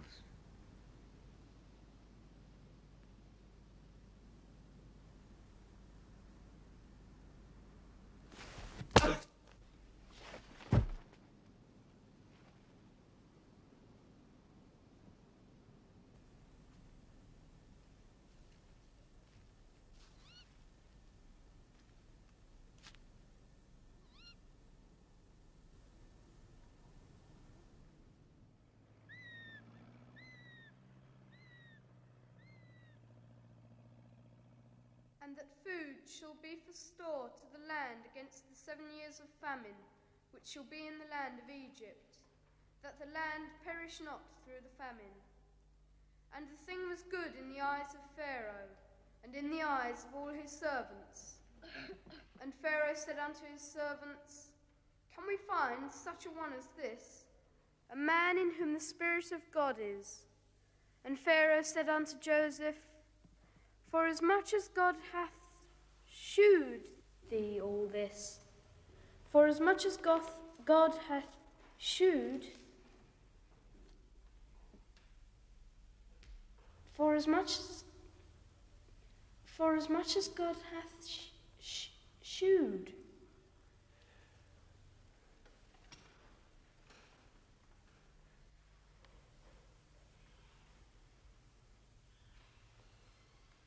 For as much as God hath showed thee all this.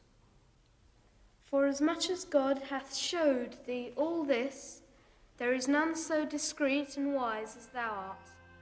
Thou shalt be over my house, and according unto thy word shall all my people be ruled. Only in the throne will I be graceful.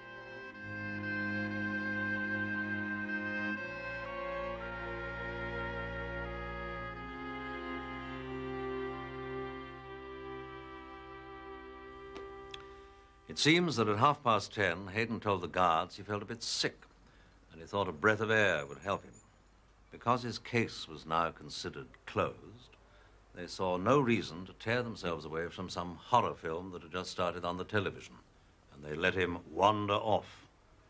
Half an hour later, they thought they'd better go and look for him.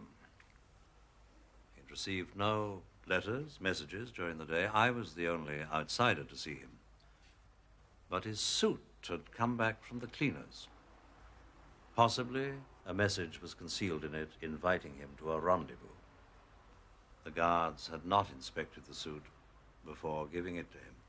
I'm afraid that doesn't surprise me. Any comments, anyone? Well, if someone went to the cleaners, said he'd lost his ticket, and could he look through the stuff ready for collection? That's one way. Would the Russians kill him? It gives Carla all the reason he needs to cancel the deal on our networks. But Moscow Center prides itself on getting its people back. Important point, Roy.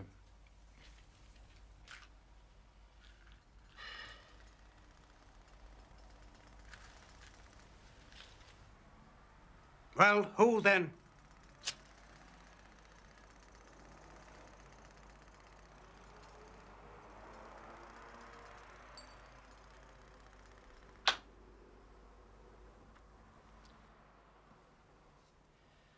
We will all, of course, have to account for our movements last night. Necessary formality. Also, Mendel, Fawn, Rickettar. Then, as to the future, I've been asked to look after things for a while. I'd like everyone to take some leave.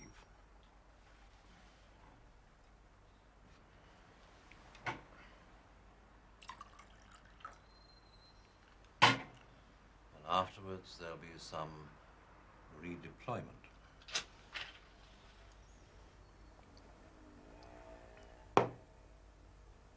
For those of you who wish to remain with the service.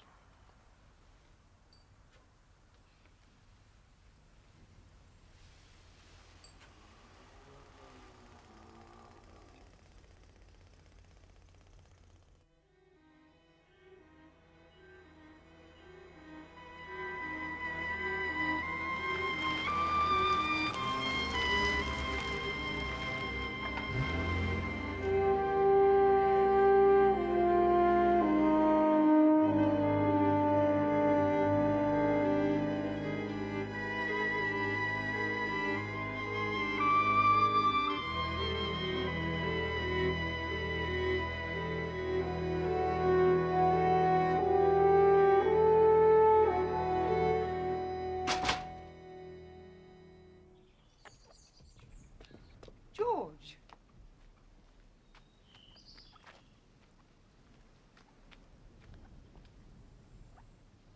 Hello. Anne?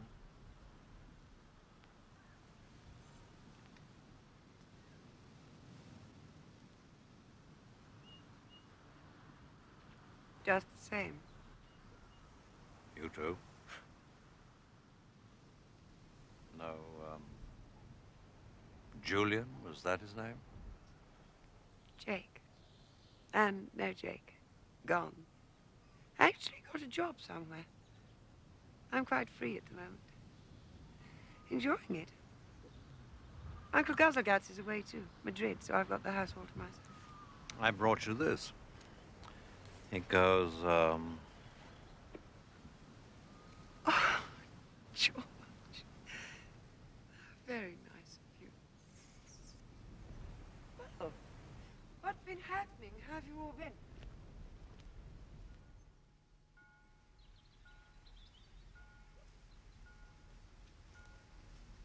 Did Bill say anything about me? I mean, me as a person, what he thought about me. not really. Are you glad he's dead? Please, don't say not really. No, I'm not glad. There was a moment when I knew. When I heard his voice talking to Polyakov. Just for a moment, I wanted to shoot him. But it passed. Bill betrayed totally, didn't he? Everything, everyone. Was he taking some kind of revenge? He must have talked to you quite a lot. Or should I have passed all that on to you? Pillow talk? Describe Bill. Yet another man trying to find a little place in history. Oh, but George. Bill standing at the center of some secret stage, playing world against world. He had a wonderful time. He enjoyed himself. He loved being a traitor. I'm glad he's dead. His life was over. I'm glad for him. Did you love him? Anne? Did you?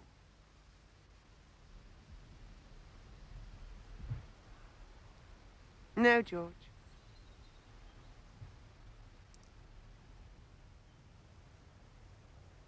Poor George. Life's such a puzzle to you, isn't it?